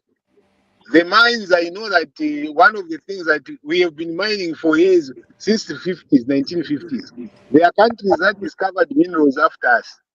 There are suppliers that have just come on board. Our Zambian suppliers are some of the best suppliers that we have. But like you're saying, embedded into the corruption thing, then they lose the traction. That is good. I'm yet to see the impact on how that money will be used and how it will improve the business processes.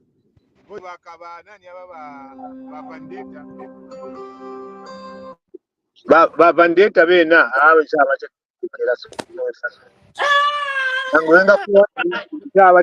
number one, because I had inspected them too many times and seen how they should cut our people. So maybe you can really celebrate around them, but me, I'm not. Unless maybe they see a different mindset change. After 1 year assessment, then I can come back and make maybe a different comment on them. They are very, very crooked. Okay, we'll put a full stop on that. Shall we put a caveat on that, resident, our beloved resident PS, because our honorable. But not quite a comment. I wanted to ask the honorable, but he dropped out. Maybe No, the next he's time he's back. here. You can ask him. You He's can here. ask him. You Yeah, can you can ask ask him. him. Oh, he's Resident back. PS. Honorable Musanji, how are you? Oh, sorry, I was getting a double sound. I thought you had dropped off. No, it's Can you just hear the me? network which went down. Can you hear us now, honorable?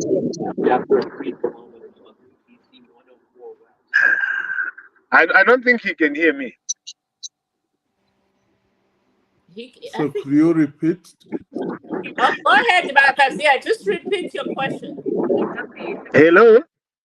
He can hear you. Just repeat Hello, your if question. you can just repeat the question, but very quickly. Yeah. Honorable, thank you very much for coming on, by the way. This is really good. I appreciate your insights on everything. I think yours might be one of those that is waiting. I don't know what other constituencies would be if they can match what you're doing in your constituency. That is one thing. But my question is usually around how do you look at the too many programs that have been lumped on CDF? How do you look at them in terms of efficiency? If everything that you explained is lumped on CDF, do you think CDF is going to achieve the intended purpose?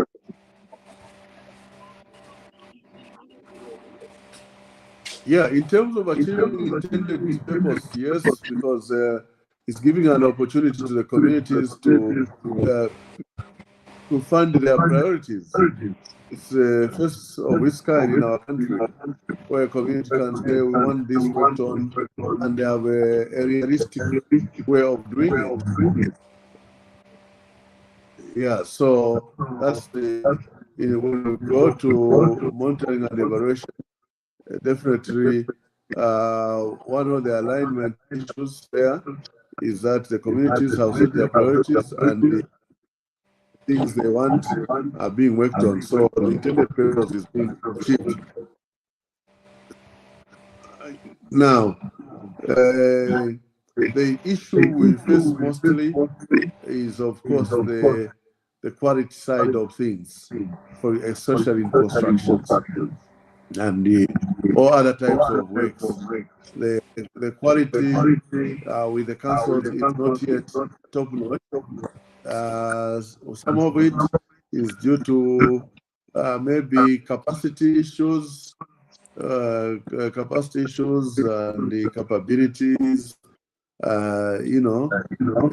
For example, we are grading our roads. And these roads, for them to do very well, they need the watering, they need the dumping and the like, which the council is not doing effectively. They are focusing more on just grading without the other two functions of dumping and watering and making it stronger. So that is the challenge we face. That is the challenge we face, and we would like them to improve the quality. And this has also extends to a lot of buildings. A lot of buildings in finishing, a lot of you built houses. You find that the finishing is where it matters most, because you want to see, you don't want to see a gap on the roof, you don't want to see a gap on the door, the latches, the louvers are not holding together or something like that. So the finishing is what is affecting us with the council quality.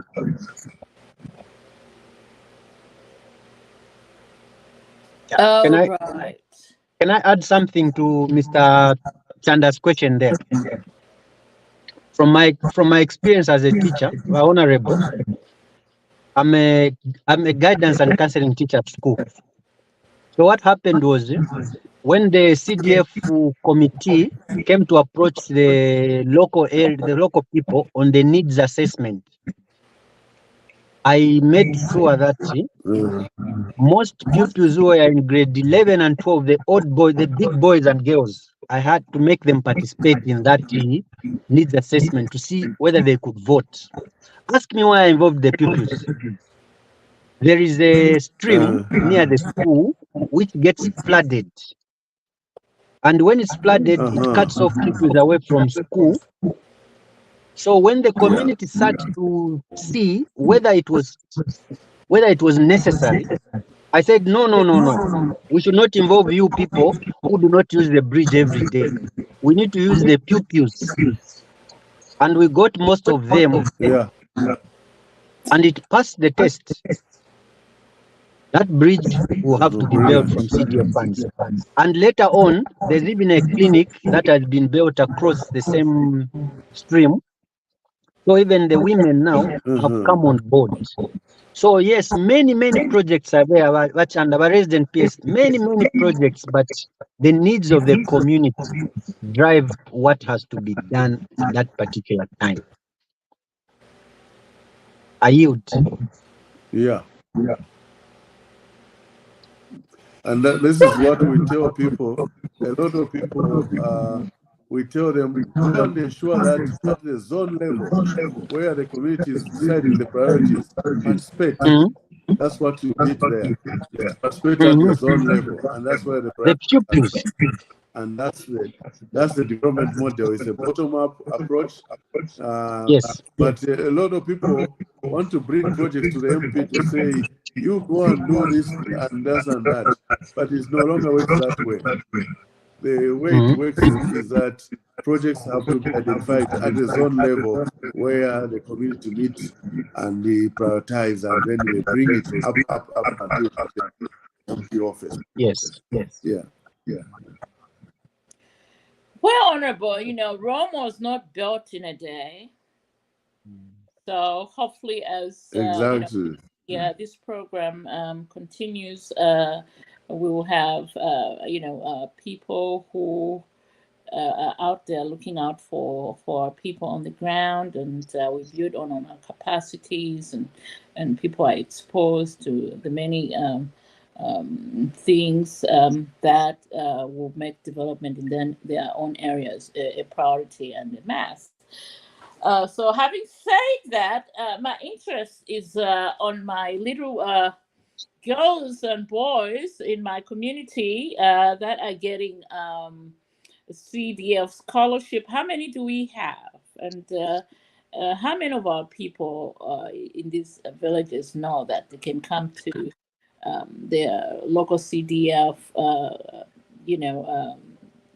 committees and apply to send their kids to school anywhere in the country? Your text there, Honorable. I think right now we can say that sensitization has reached every village, because this is our third year. We're going past the fourth round right now, and we've given over 1,200 secondary school bursaries. We have given over 900 skills scholarships. We have given almost 300 clubs and small businesses that have received the funding under the empowerment component. So every community now knows that they have to go and apply through the World Development Committee, and then from there it will come to the conference office. And from the conference office, things will go to the council. Right. Yeah. Oh, great. Well, unless anybody else wants to ask MP questions, I think we should let him go so we can resume our normal program, so to speak. Anyone who wants to come in and have their final go at my area? Now, you have to be kind. Remember, he's my I like him. Honorable, we met the other time you came at Taj Pamos. You are very articulate in the way you present issues. You came to address something on borderless Africa. Do you remember? Hello? Sir, I'm not sure who is speaking right now. Okay, let's talk. Mr. Macha. Mr. Macha is Mr. Macha. Honorable, Okay. I like What did you say? I like the way you articulate issues. We met last time when you came to address us at Borderless Africa Taj Pamozi Hotel. Oh, okay. Yes. You make a difference. You give us hope at least. Oh, Yes. brilliant. I remember brilliant. we were together. Yes, we are most appreciated. Yes. No further question, Your Honor. Well, our resident Good. PS has had a question. Okay, I think In fact, my resident PS, before you even ask my honorable MP here, you need to introduce yourself. Not playing it up, but playing it up.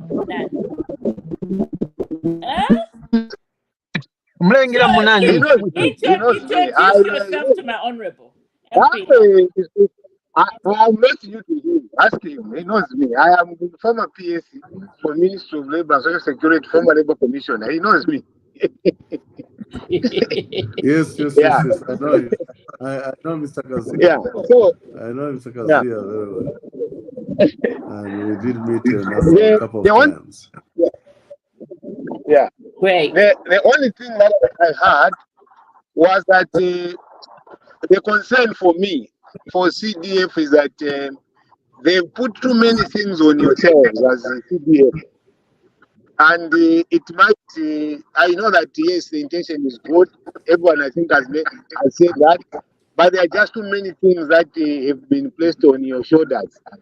In my humble view, is that there is need to streamline, to probably bring a little bit more less things on your shoulders so that the success can be achieved. But from the look of things, yes, there might be successes that you will see, but it's going to really be a challenge, in my opinion, if everything you said is going to be put on CDF. Because technically, you're kind of having like only 10 million, but when people expecting 30 million worth of things that you have to do. So I think a remodeling of that would be a good thing. Otherwise, that is my observation. How it goes. I think it's a good problem to have. It's better than having 1 million. It's better than having 1 million kwacha. Okay. Well, that is good. It is a good problem to have. That is good problem.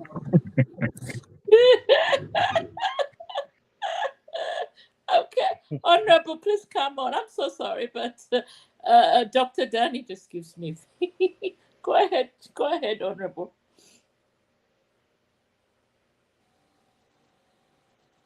Oh, I think we've lost him again. Anyway. Okay, let's move on. Let's move on. Shall we move on? I had a question for him, but I think I'll just avoid that question. Until the next time. I mean, but Sophia, I've dared you to bring your MP. Me and I bring my MP at short notice. You guys didn't even know he was coming today. But I have my other MP from Shibuyunji. Mr. Mwami, you and I has to talk. Okay. No, after this. Yes, after this. But Lady Sarah, I need you to bring your MP. I'm challenging everybody now. Bring your MP so we can have these discussions. Okay. But if you don't just be smiling there, because me have 3 MPs. The other one, I have 3 MPs. I don't think I have an MP. What do you mean you don't?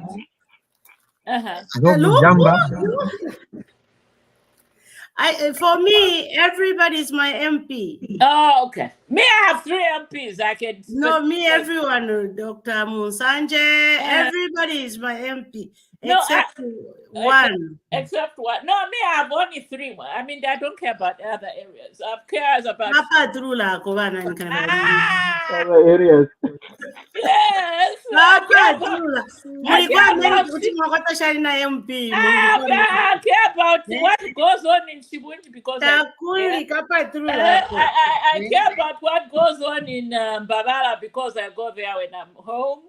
I care about yes. I care about my MP in Mugwalo. I care about my MP in Chalala because I have some properties there. So anyway,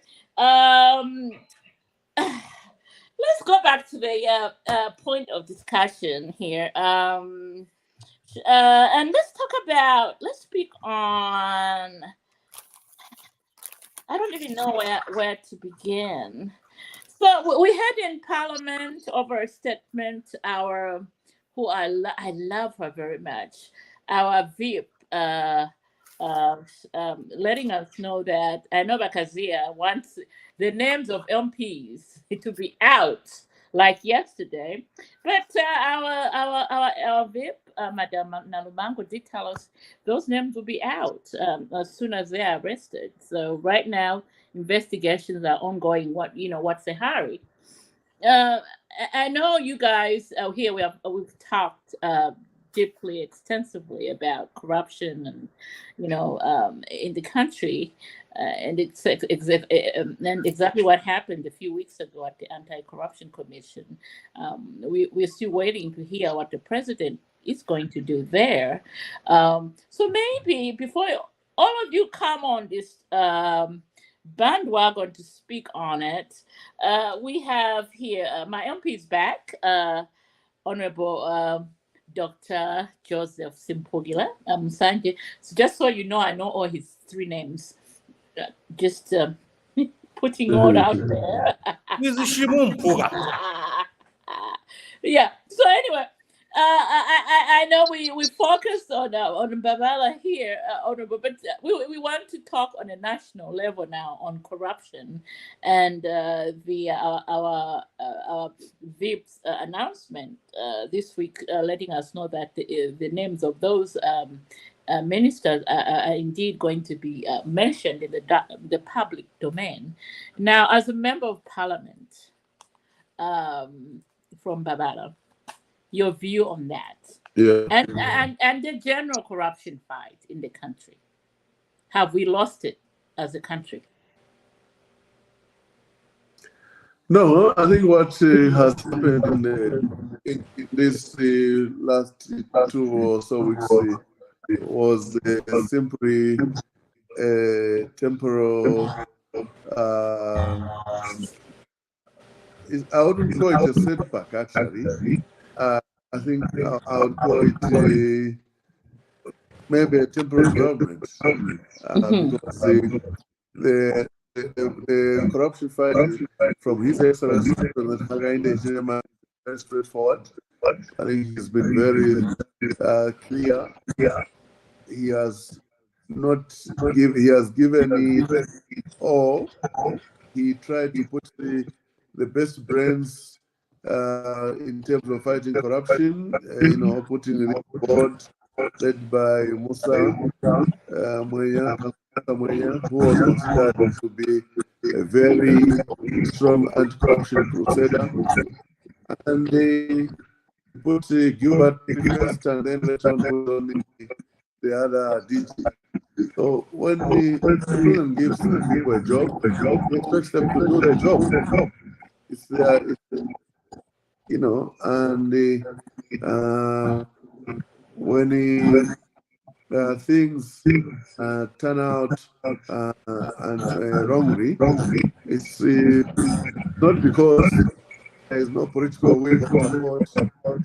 There is 100% political will, including launching the anti-corruption policy, which represented, and and the funding. This is the highest. I sit in the Committee on Legal and Human Rights and Governance at Parliament.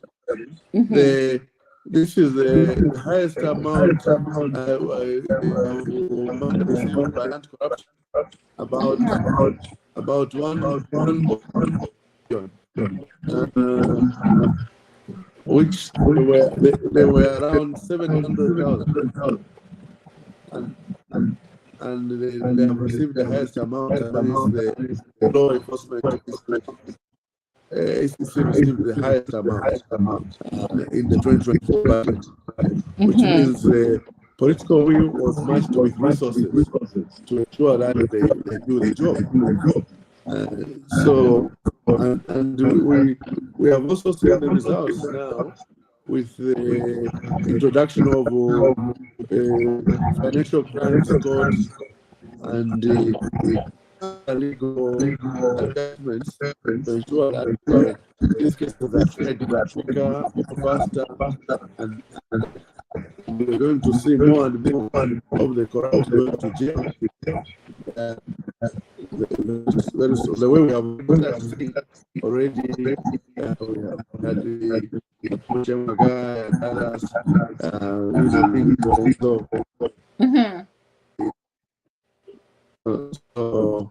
we're going to see much more results, and I'm sure the president is going to come with another strong proposal for a board and the DG.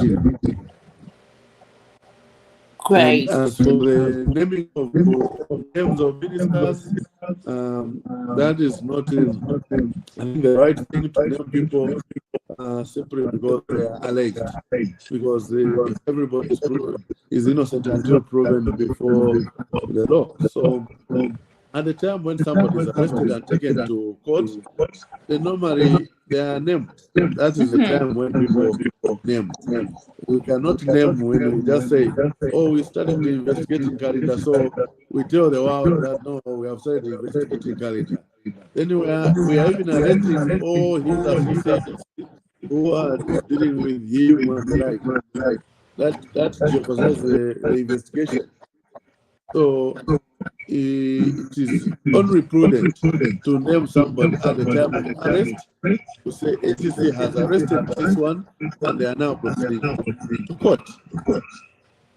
At that stage, there is no problem with naming, but not at the stage of investigation. Yes. You hear Bakazia? Hello. You heard it for yourself, Bakazia? Okay, I respect that, but unfortunately, Honorable, I don't agree with that. And the reason is simple. You see, at the level of public office, at the minister or permanent secretary, you can't be investigated and be in the office at the same time. You are likely to play around with to interfere with these processes. I was going to be quite happy if ACC was quiet about the investigation, not to mention that they're investigating ministers or whatever. That way, then there's no need for us to start to be worried about who is being investigated. But when they come out in the open and say, yes, we are investigating the current minister, it is a very, very, very alarming statement that came from ACC. And at that point in time, we deserve to know who is being investigated. And if they are being investigated, the prudent thing, which I think you don't have, which was very, very emphasized, was you need to be excused, or maybe be sent on leave after the investigations are done. Come back and assume office. There's nothing wrong with that, but they needed to be moved away from their offices for purposes of investigations and not to tamper with the process of investigations. Anywhere that investigations have happened, I think that is the right thing to do. I, for one, am a prosecutor, by the way. I'm a gazetted public prosecutor. And I'm telling you, it will be very, very difficult if we don't know which minister is being investigated, only to come and know that, oh, there was nothing after that was found out about the ministers that were being investigated without even naming them. It would be like kids play. if we take the approach the way it is, Honorable Musanji, we will be actually losing the fight against corruption, which I think is well intended. So, in my opinion, if the ministers are being investigated, they need to leave office and pave way for investigations. Once they are cleared, we want to they come back. If they are not, then they are fired, and then the prosecution follows up. Oh my God, can I just interject on that one? If you can allow me. You know, Vamashina is speaking a good game. Okay, but after your interjection, Mr. Amani can come in and then we can let the MP respond. In that yes. So Vamashina is speaking a good game, but he forgets one thing. I don't know. This is one thing that most PF members are forgetting. During their time, members of parliament that have been investigated, they used to move to SCC with the Zambian flag. They were not let go. And when Lungu was asked about all these ministers who are let me interject. no, let me finish, Ngala. Let me just finish. Let me finish. Let me finish. No, let me finish my point. You're going to make me forget. Gentlemen, one person at a time. One person. Let me finish. You spoke. You spoke. Respond to that here. No, I haven't finished talking, but how can you respond before I finish? So here's the thing. In the time of the Patriotic Front, we all know, it's all documented, when that time Valungu was the president, when he was asked, all your ministers are corrupt. Everybody, there's all this SIC report and everything your ministers are being mentioned. He would say, my ministers are not corrupt. Okay? Now, here's the thing. Let's go back now where we are today. The current president is saying, if my ministers are corrupt, let the security go in. Okay? There's no shielding here. And the thing is this, it's clear. There's no way. I don't know what the rush is all about. Why they want the names to be published now before investigations are done. Wait until the investigations are done. Once they are done, then the names will be published. And by the way, it's not only the current MPs that are on that list, even the former one. Okay? So what we're looking at is here. Let's not just say, name them, want to name them, want to know them. No. Let them do their work. Let them finish the investigation. After the investigations are done, then we'll say, oh, so and so were found. Or maybe sometimes, sometimes you can just get suspicion, but it's not real corruption. Until the investigations are done, there's no way you can start publishing names. I think that's that's premature. Thank you. Right. Your rebuttal, Mr. Kazia, and then we go to the MP before we go to Mr. Mani. Can I rebuttal that before the Honorable comes to comment on it? That's what I just said. Go ahead. Thank you very much. You see, this is the biggest problem that we have in our country. When you are debating issues, you take it to personal. This is not about PF or UPND. It's about something that is right. So if PF was doing it wrong, we shouldn't say that it is wrong now. If PF did it in the wrong way, then therefore I shouldn't say it. I have the same right. I just want to have a conversation which doesn't bring out what people think about something. If this conversation is going to be in an honest manner, which should be able to improve our country, it should not be about UPNG and PF. It should be about Zambia. I'm getting from my friend as a way that, because PF was going with standards to SEC, therefore we can't tell them that this is wrong. If it was wrong during PF to do that, it should be wrong even now. And that is my point. And by the way, you are not debating PF, you are debating me. It's me, my personal opinion. When I'm asked to say, what do you think about this? I'll tell you what I think. If you don't agree with it, that's fine. You have every right to agree with it. But the question is that the Honorable brought in an issue. And do I agree with the Honorable? I said, Honorable, yes, but I don't agree. And the reason why I don't agree is A, B, C, D. That is when it was PF was taken out precisely for those matters. Do you want UPND to be taken out precisely for the same things PF was taken out? No, if they can do better, let them do better. And everywhere, meaning Zambia, must be able to be very clear to speak to the issues without self-contradicting. When something is wrong, it's wrong. You cannot be a criminal in the office and say, we are going to investigate myself in the office. It doesn't make sense. Whether it is PF, UP, and the socialist, that is my view.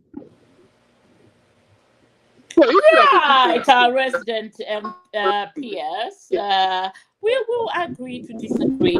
Shall we let the MP with his comment on this? Honorable, please come in. Yeah, no, I'm here. I think I didn't hear some of the stuff which Wakazia mentioned, but on the issue of ACC keeping quiet, I think we are on the same page that it would have been better for ACC to keep quiet and just announce when they have done an arrest. For me, so that's my point still stays that at the time of arrest, that's when ACC tells all of us, even for private citizens, when they're investigating you as a private citizen, they don't announce to the whole world that no, they are investigating you. No, they investigate quietly because you don't want to alert even the other people who are connected to the matter. So at the time of arrest, they normally inform us. So when they are ready to arrest, if they are ready to arrest any minister or something they have done their investigation, at that stage it's okay to name. And then it is now up to His Excellency to decide whether this person should go on leave, or that person can also on their own decide to say, no, with this arrest, let me take leave or something like that. So, but we haven't yet seen that, and that's what we are calling upon to say at the time of arrest. Otherwise, if we name every allegation, there's a lot of malice, I can tell you, in this world and in this country. All of us, you see allegations for things which you totally don't know or no idea about. And so if we were going to just follow the route of any investigation, somebody must be named, then we would have everybody named for something, even things which are very, very untrue. Right. Right. You hit the nail on its head there, Honorable. Can I say something? Go ahead, Lady Sarah, and then we have Mr. Masha here waiting in the wings. Go ahead. Oh, okay. So, yeah, I'll be breaking. I'm starting to drive to go for work. So, like the last speaker said, investigations, how do you just start announcing we are investigating ministers? What is that's prompting you to start investigating the ministers? The other thing that I've seen is that this is like responding to social media, because you and me, Wakalinda, we've seen where some people are even naming the ministers, or they're meeting these people, they're blah, blah, blah. So now the VP is now like responding to social media. The best they can do, start investigations and then announce what you find out, than just meeting investigated. What is it that you have just the ministers? Thank you. Great. Mr. Maybe Himani. I can correct that. Okay, let go me ahead. just correct there that the Vice President was responding to a question in Parliament. Somebody, during the Vice President's question time, an Honorable Member of Parliament asked her a question, and she responded to that MP. So that's how that statement came out from her. Yes, okay, sorry for that, but even that, those people are asking the vice president. I'm not just talking about the vice president saying what she said, but I'm just saying even those MPs and everybody that is asking the vice president that question, it's all because of the social media, you know. When they hear something, then they start. Okay, I think we There's lost too her. Come much again. anarchy on social media, attacking people. There's too much, and Okay, the noise. Rache, and in agreeing with the Honorable Joseph Musanya, I don't know who gives her and you know what propaganda, how it flies all over. Okay, but Sarah, you're going in and out. I think you Maybe yeah. you can repeat what she was trying to say because your line is not yeah, clear. in agreeing with what Honorable said, Mhm. you see, SCC created the Hola Balloon. You can The try to Hola repeat Balloon what she was SCC trying to created say. was to Your name line is so we are not clear, investigating the but if you ministers. repeat what she was trying to That say. was the starting of the problem. Because the moment they mentioned, then everyone started getting interested. The next thing we saw is it Musamba from UK, who actually now was mentioning the ministers and what they're actually doing. So those are some of the things that created the problem. Otherwise, if they had associated themselves with those names which were being mentioned and say we are investigating and we'll keep investigating, once we have done, we'll let you know. But the moment they mentioned the ministers, they created the problem. And that is why now the press has been tell us who we are investigating. Tell us who we are investigating. And that is where the problem is. Yeah, and just to add on correct. that, honorable. I think Lady Sarah was just trying to say that our government, we are responding to social media. You know, I would say propaganda more than substance. I think that's where her thoughts were going. I could be wrong, but I think that's pretty much what I got from her. Her contribution as she's driving. Okay. Yeah. Yeah, that's what I meant. I meant like there's too much concentration on responding to social media so much than doing the rightful thing. That's what I'm trying to say. All right. Okay, so yeah, basically the session, that Friday session on Vice President question time is it gives an opportunity for government to respond to such kind of things because something is building up in the social media and it needed to be cleared. So I'm sure the honorable member who asked the question allowed the VP now to have the opportunity to respond to it officially. Yes, it's my turn now. Fantastic. Yes, Mr. Himwami. I'm so sorry about that. You know, Go ahead. he who alleges must prove. But under Malanda, there's a Musamba from UK who's accused some ministers of being involved in corruption. I would want to see this minister suing this person because he's innocent. Where is his innocence? Where is his conscience? Someone is bringing your name into disrepute and then you keep quiet. Prove to us that you are innocent by starting a court process. You are accusing me of meeting this one, doing this. I didn't do anything. Can you come and prove it in a court of law? That's number one. We should see this happening. YMP, if this minister has been accused or is being talked about, let him start to prosecute those people that are alleging. At least we shall say, maybe this person is innocent. But when they keep quiet also, we tend to build more mountains out of hills.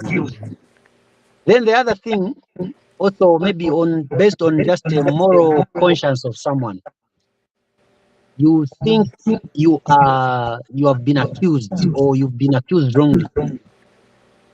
You take leave on your own, just as a person of high moral standing. Say, no, these accusations are too huge on me. I think I cannot work with a clear conscience. May I take leave? I'll get back when everything on your own without people pushing you. I think this happens even in the outside world here, where you find the minister has resigned or has taken leave because of accusation. We are talking about people being accountable for their actions. I yield. Right. Maybe before you come in, Honorable, I have a comment here from Masiliso Mlemwa. He's one of our regular contributors in Livingston. He's having network issues. But he says, I'm of the view that the names of MPs should be mentioned even under investigations. I say so because other names are mentioned. I guess the naming of the mayor of Livingston by the ACC recently as being involved, or she was also being under investigations of corruption. So that's his stance there. So maybe you want to come in and add your thoughts there, Honorable. Well, I think the issue of the mayor of Livingston it has a different context, because if you remember, the whistleblower, the gentleman, issued a statement on social media where he said, "This is what transpired. We paid so much based on," and the like. And then people picked it up and asked Anti-Corruption Commission to say, well, this gentleman has put this and these allegations against the mayor of Livingston. What do you say? So ACC said, we are going to investigate.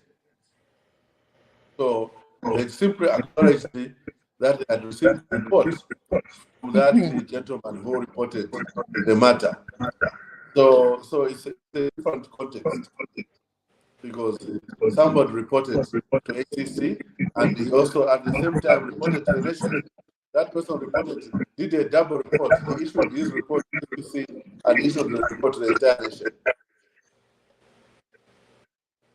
Right. Okay. My handsome Losey husband, Doc, you've been too quiet over there. Please add in your comment before we move on to the next topic. Okay.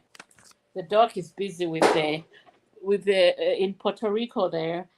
All right. So let's move on now. Let's move on to the next topic, and I guess this is about the recent. Oh my goodness.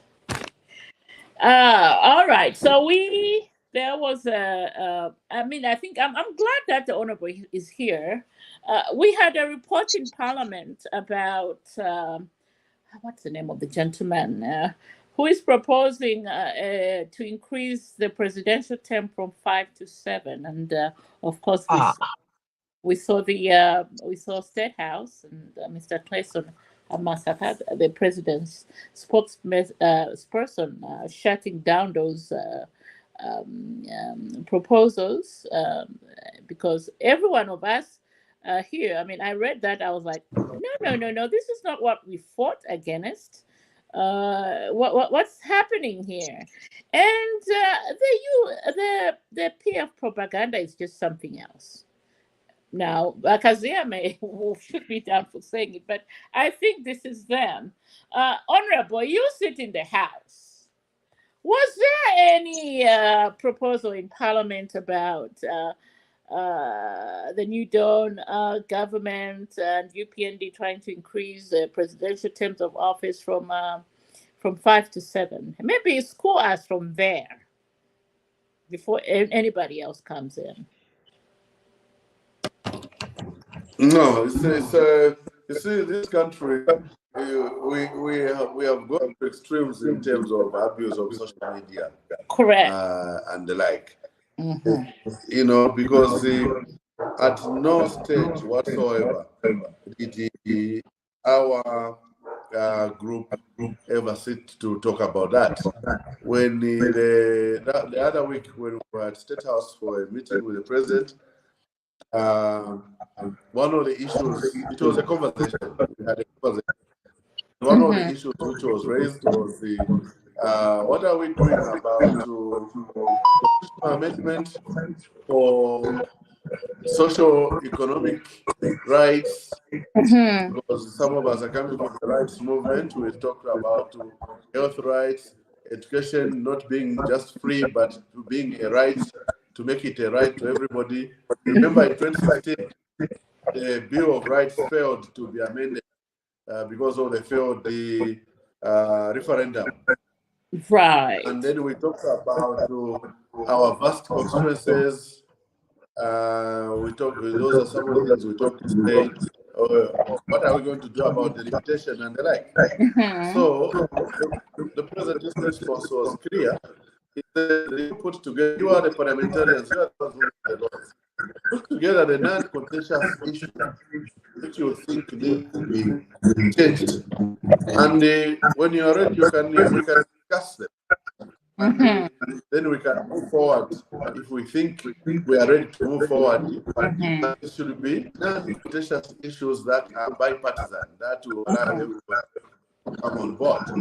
That was the response from the, and the surprise, a week later, social media made the whole report of what we discussed. People create a report and they put things which we never discussed at all, which were never done. Like this 7-year term limit, and there was 7-year term limit and something else. So all those things come, which were not there. But if you remember very well, this 7-year term limit was proposed by Paul Monga as Osaka Province PF chairman. He's the one who started it some years back, and then it continued, then it died. They wanted to split it into the butane, but it couldn't manage, so it died, and so it has come back now under a different environment, but it's something which people are just trying to manage. Right. Yeah. So you heard Yeah. it for yourself, people. There's nothing like that. All right. Batulufia, your comment. Yeah, I mean, it's been on everybody's mind, everybody's lips for the past few weeks, especially the opposition. So I want to. I mean, we all know where this is coming from. This is all we know the propaganda machine that the opposition has, and to be honest, it baffles me. I really want to know what their strategy is, because it's no longer working. It's no longer affecting the Zambian people. It's no longer, settling any kind of interest for the Zambian people to listen to them, because he's clearly stated, the president himself, that there's no constitutional change. There are no secret meetings happening where they're discussing the change of the constitution for people to for the president's term of office to be increased.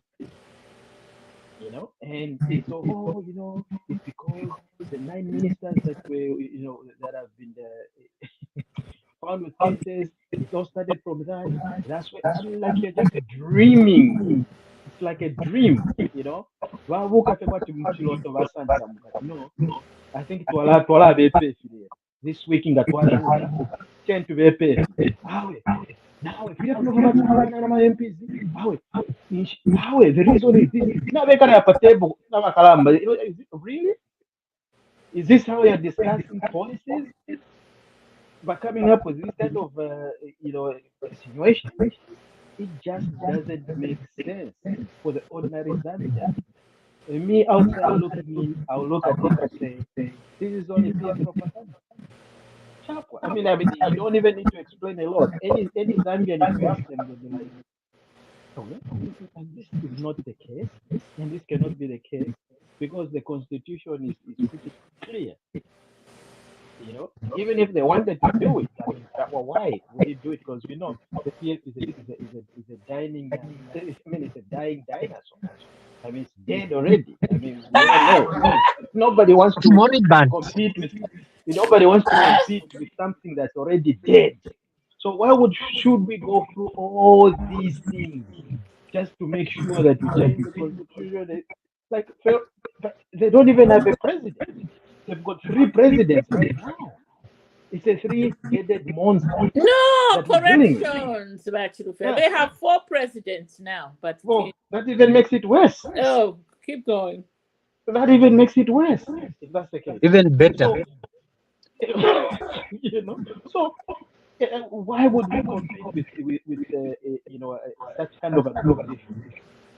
We've been waiting for an opposition that's of high caliber, but everybody's bunching themselves together with the odd eggs. So now bad one groundnut, and then the rest are good. When you get the whole bunch that is good and one is bad, how does the mouth taste? So whatever they call themselves, that's the way it is. So nobody, even the Zambian people, are not going to vote for them just because of that, just on that principle alone. Okay? Can I come in? Oh, come on in, Mr. Mwami. So we can exhaustively talk about this issue, and then of course we'll bring in our resident. Yes, go ahead. Presidential term is embedded in the constitution of Zambia. And in the preamble of the constitution, there's a sentence: we the people,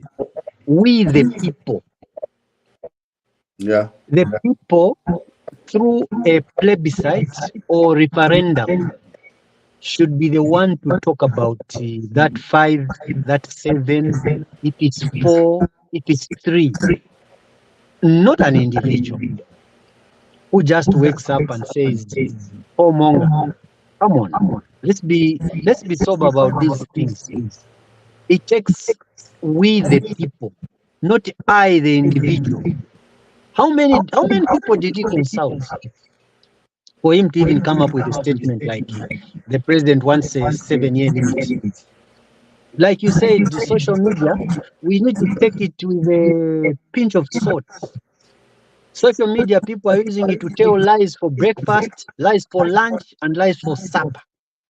Keke would say it. Would even say stupid Zambians. That one is just a stupid Zambian, because 7 years, Mwebantu, when are you going to correct someone who has gone wrong? 7 years. No, it can't.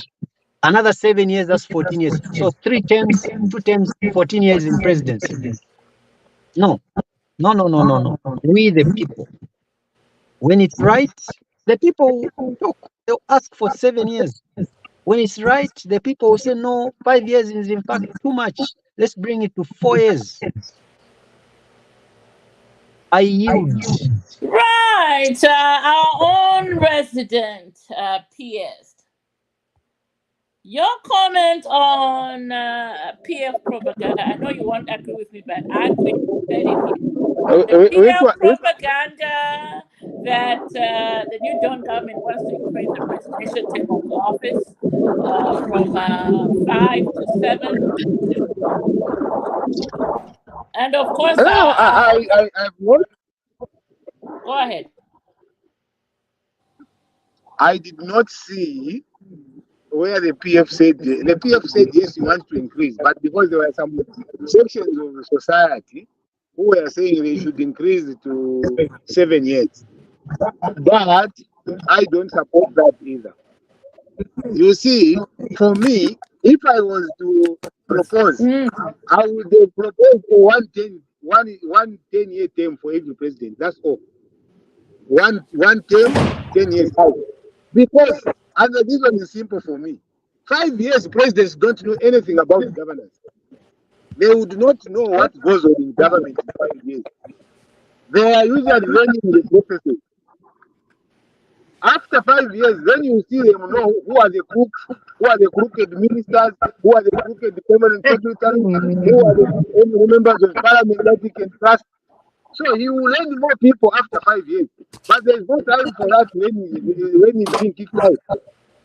So that is where I see. But for me, I think we the people, like my friend Walter said, we have said 5 years, and it's 5 years.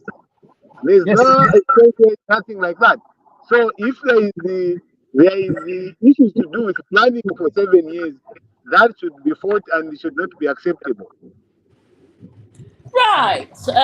Before we conclude, Sarah, there is no need to change the term of office for the presidency. As of now, that is my threesome for one. But Sarah, you want to comment on the PR propaganda on the presidential By term? the way, Yeah, for me, what I can say is that I don't know if you can hear me. Yes, we can now. We can. Okay, what I can say, whether it came from PF propaganda or whoever it is, that's not acceptable. We are not going to allow people dreaming of 7 years and then they come and tell us, oh, the presidential whatever. No. If anything, we would have to reduce to 4 years. 7 years is too much. Alex Tesh, eh? No, that's too much. Imagine 7 years back to Lungu in office. My God. Oh my goodness, some of us is depression. We die from depression. So let them stop but, dreaming. We don't want to. That man must never come back to power ever. we the people, if we say so, there's nothing you can do. We the people, yes. We the people say we don't want Lungu back to We State the House. we the 2.8 million people. We the people 2.8 decide, million people. the people decide. Yes. Right. Dr. Danny, your comment on this debate on the presidential term. First of all, UCA/PF faction have run out of ideas. They have no ideas. They don't even know what to do next. So the only thing they can do is to talk about these things which don't make sense every day. We hear them, and they're abusing social media. They don't know how to use social media. They're just, producing these things which don't make sense. I tell Chanda, I talk to Kazia every day. I tell him that I can be a consultant for UCA PF right now. They need to put their house together first before they even start talking about politics, because They have no house. They have no house to put together. Yes. So they don't even realize that they might not even stand come 2026. They don't see it. They don't see it. So it's this UCA PF disorganization which is causing all these things. We shouldn't even be discussing this type of stuff because they have no idea what they're doing, and all they can do is to produce these statements which are false every day. The problem with UCA is that they repeat all this propaganda, and they gain traction, and a certain section of our society begin to believe them. So it is our duty, at least for me, to dispel these rumors, because they are forever. I mean, just this week, and I'm so glad that my member of parliament is here. Maybe he can talk to us, or to me specifically, about the JJ Banda story, because we already know that the PS did disclose that there was no abduction there. That was a self-implicated abduction or kidnapping, as they want to put it. They're producing a picture that he yes, has been amputated. picture of somebody. His leg has been amputated. Yes, that's ridiculous. Honorable, please help us. I mean, who gets amputated from epilepsy? Yeah. Or JJ is You mean leprosy? Leprosy? No, epilepsy. Not leprosy. Yeah, epilepsy. Oh, Suntuga. how? How on earth? A leg, losing a leg. Yes. Ah, And they no, got no, a no, picture no. of somebody in Maryland, I think. Ah, Yes. Black patient, yeah. Yes. Yeah. I got a picture from somebody who was admitted in 2017 in the US. Put that picture and said the JJ has been updated. But I mean, JJ is where is from Victor? from the time that the minor Soko was diagnosed to be, other than the coldness which he underwent, like it is an illness of epilepsy, and that epileptic seizures he had them since he was childhood. So they researched now because of trauma, having a trauma, and he is in custody. Self-custody where he is pending his trial in the High Court for the attempt armed robbery and attempted murder case. There are so many people in that Pata Correctional Facility. There are so many demandees in that correctional Can I facility. interject? They are also human beings. He's not the only human being to say that he's been treated worse, because all the other demandees are there. Just like P1 was at Bokaira, was at Beko, there was no special treatment for him, just like any other remandee. So we don't know what kind of environment they want us to, the prison in the sense to give to JJ alone as the remandee, given special attention. Yeah. Right. Can I interject, Mtinta? Now, go ahead, Mr. Man. You are a journalist, eh? Yes, I am. Very proud of it. Now here is this media house which reports that JJ's leg has been amputated, eh? And it is discovered that it's not true. Is it possible they can make a follow-up and make an apology? They should. They should. They should. But you see, this is what I don't want to attack them that much because I'm coming from that background. I have issues with our media houses in Zambia right now. I have personal issues because they never do follow-ups to begin with. They don't do it. They don't even investigate to begin with. And so there's no sense of shame or ethics.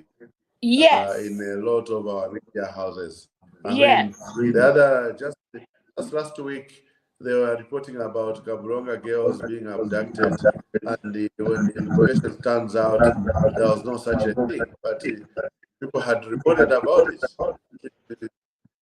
Yes. Which was very. Yeah, I mean, I look at who is policing the media? Who is policing the media?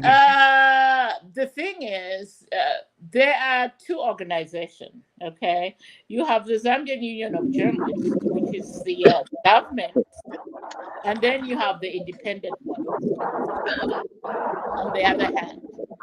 So none of them are policing anybody. Maybe Zambians need to come out and really hello.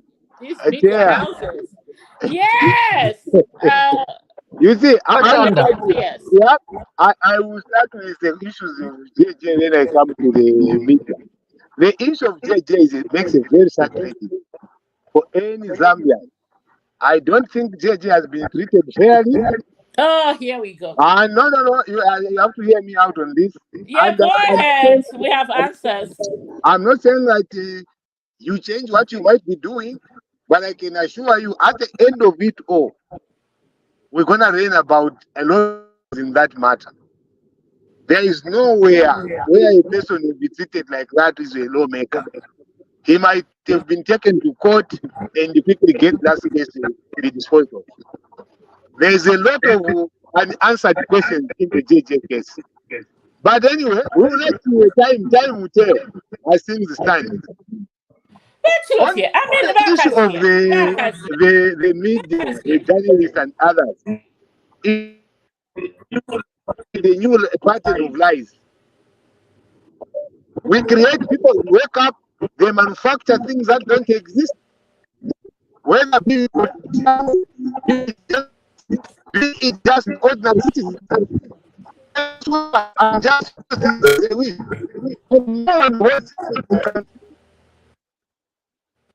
okay, you're cutting your audio. Your audio is not clear now. Are you Hello? driving, Bakazia? Can you hear me? Now Can we you hear can. me? Now we can. Yeah. I'm saying, you see, for the media in Zambia right now, it is not just the media. I think if People, we're not talking, they let's say mute they each tell other. you Let's lies. mute it so that we don't have the mic all the time. For everybody. Hello? Yeah, go Can ahead. you hear Go ahead. me? Yes, we can.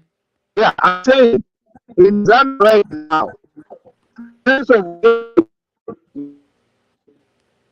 wake up and tell lies anytime, be it politicians, be it citizens, be it journalists. This couch of lies will kill us. We'll kill each other and realize that it was all because of a lie. It's very difficult. Politicians need to stand up first to be honest with themselves. When they say something, they must mean what they say. And they must always say what they mean. Not the other way to round about it. If politicians are going to tell lies to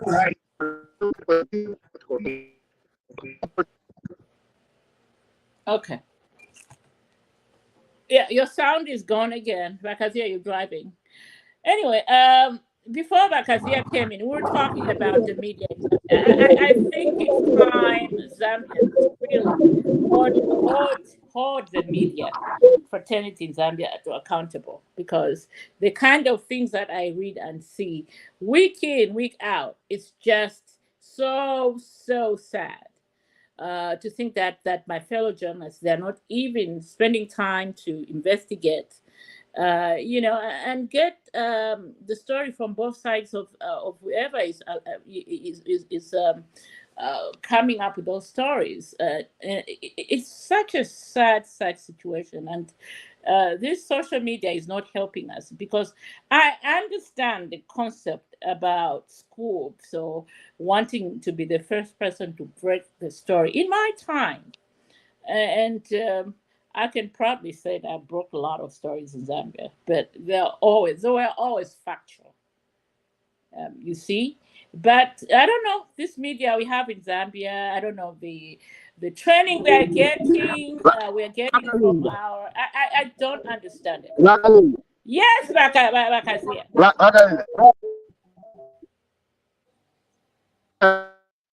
Are you fishing again? He is fishing. Tell him, dog.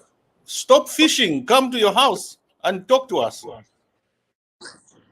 I'm going now. So like you are seated JJ is paying for his sins. JJ is paying for his sins. JJ is paying for his sins.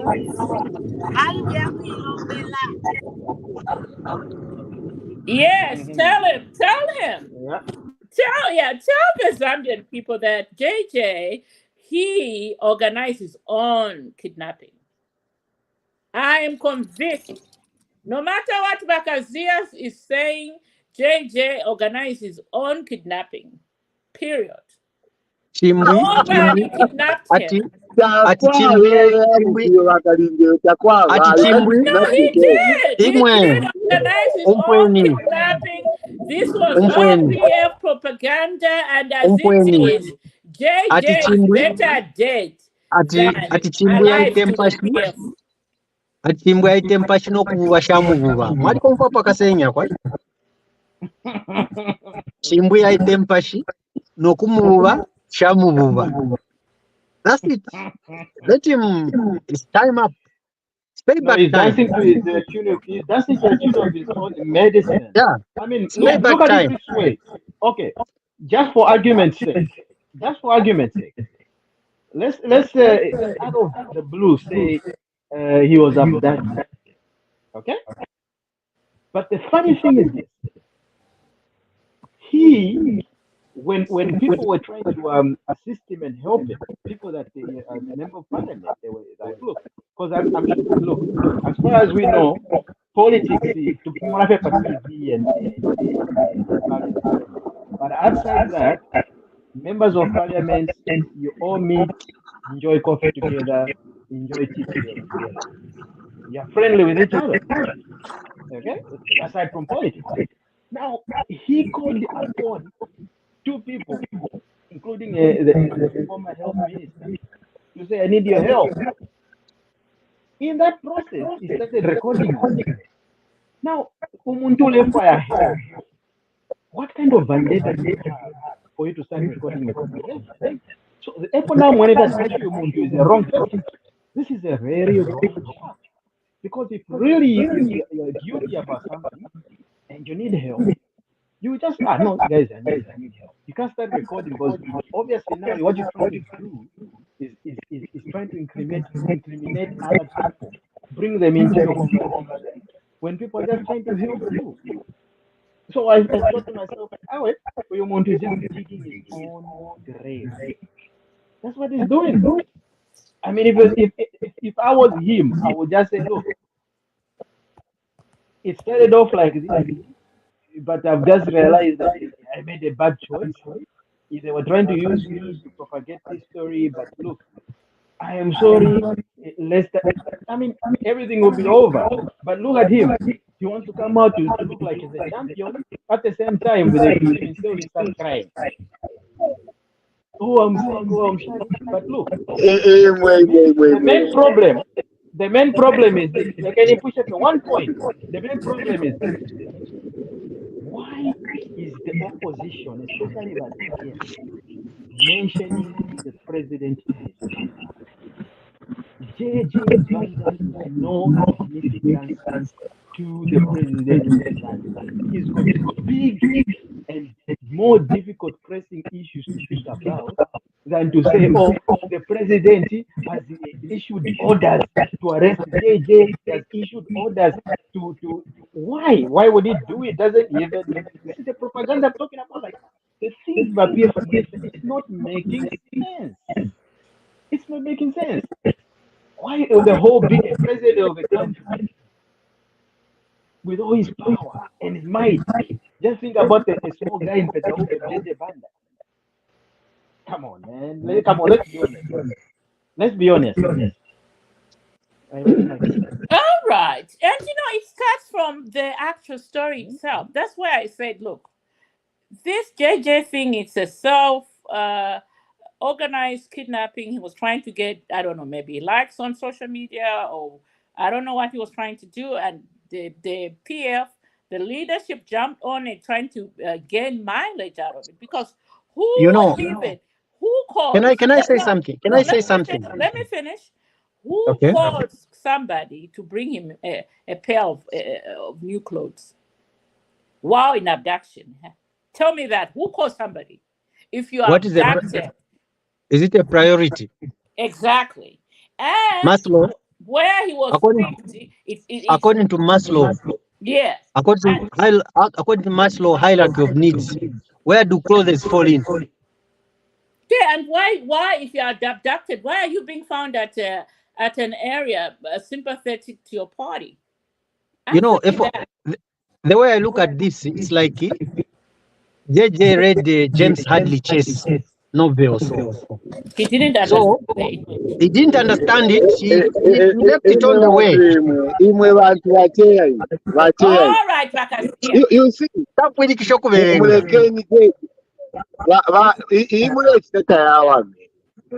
you see, JJ had through the lawyer. Nobody has ever taken Vasakwiva's quota to task to say why you created the whole balloon by saying, oh, these are the people that wanted to kidnap you or that abducted you. He said it after the meeting. I mean, come on, Bakasia, we are a land of laws. Why are you using a lawyer to name your abductors? Why not the police who are supposed to be helping you? I mean, I'm just saying, I'm just asking this question because we are a country of laws. You don't use your lawyers. Not even here in America do you use your lawyers to name your abductors. It's the job of the police. Let's be real here. I mean, Just on that, don't Vakalinda, get just me on that. confused. Yes. Just on that, when he was taken to the police station in front of all his lawyers, he did not say, these are the people that abducted me. He said, I don't know who abducted me. So when did it change? From that point to now, when did it change? Even in our start, that impression of police. Police how can you go to police? The police are the ones that are being mentioned and everyone else. How can you go there? You have not investigated them. You have not said anything about them. He did not mention it. No one has taken the No, Bakasia. He never mentioned his abductors were. He never did. Why have we not answered this question? And you avoid to answer it. Why is it that the lawyer who said it has never been taken to task to explain what he meant? Instead, we are just focusing on JJ. Why are we not focusing on someone who acted announced? But then you are telling us we should get as the gospel truth what he told his lawyer. No, but the lawyer should be made to explain. That's what I'm talking about. I'm not talking about J. No one has ever listened to JJ. JJ has never been paraded anywhere for him to give us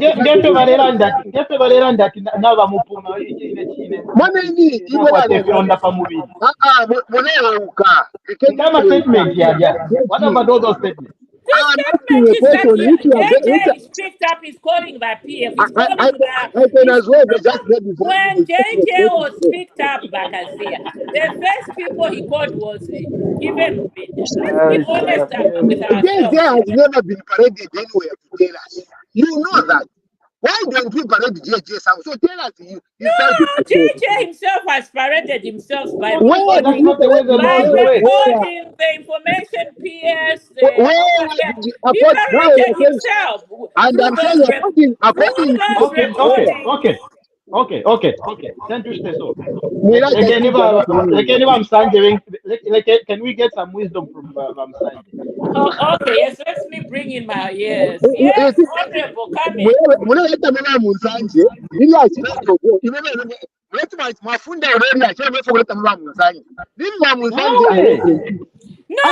a man of wisdom. He's a man of wisdom because you are getting us riled up here like every Sunday, Mr. Garcia, you get us riled up. So let's have discussion, calm us down.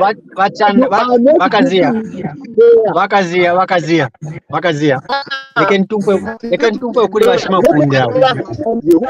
Let's listen to the lawmaker, please.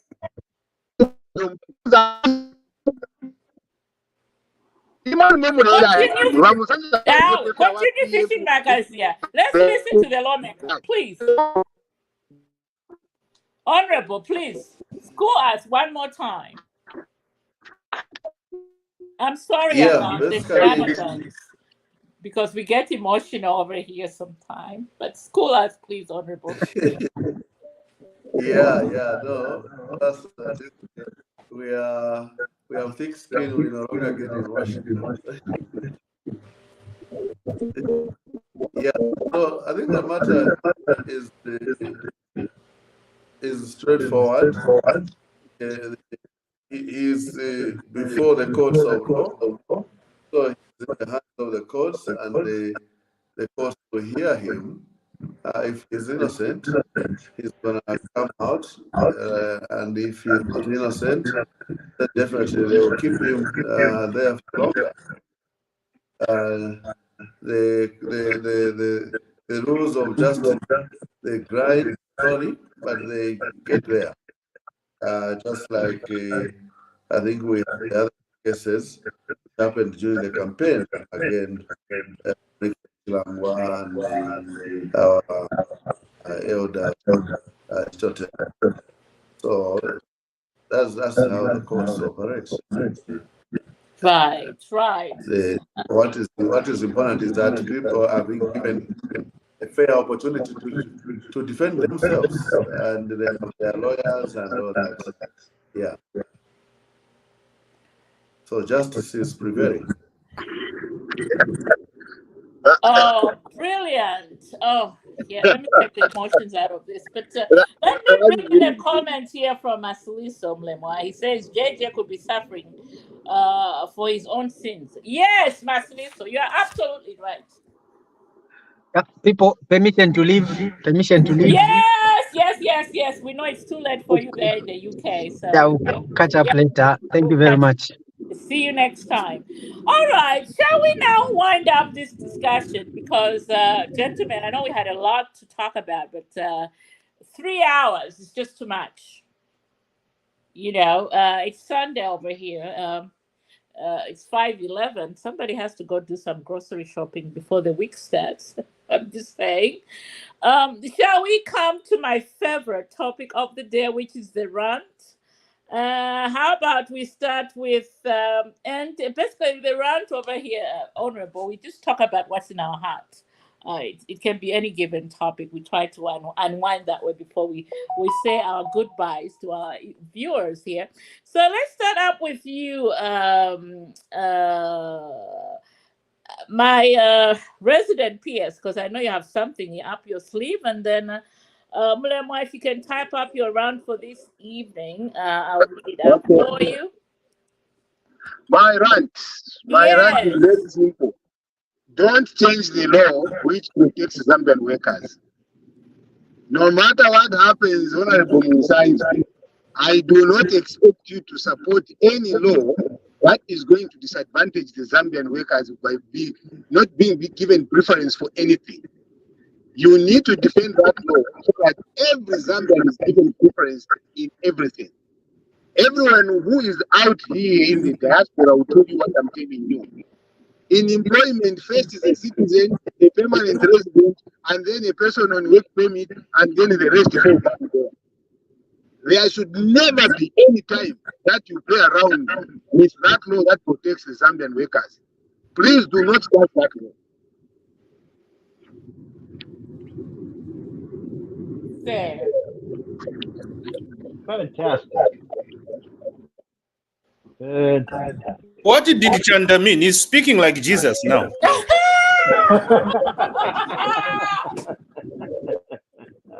I know. What transpired on the... Before we close, let me remind Danny what I'm saying.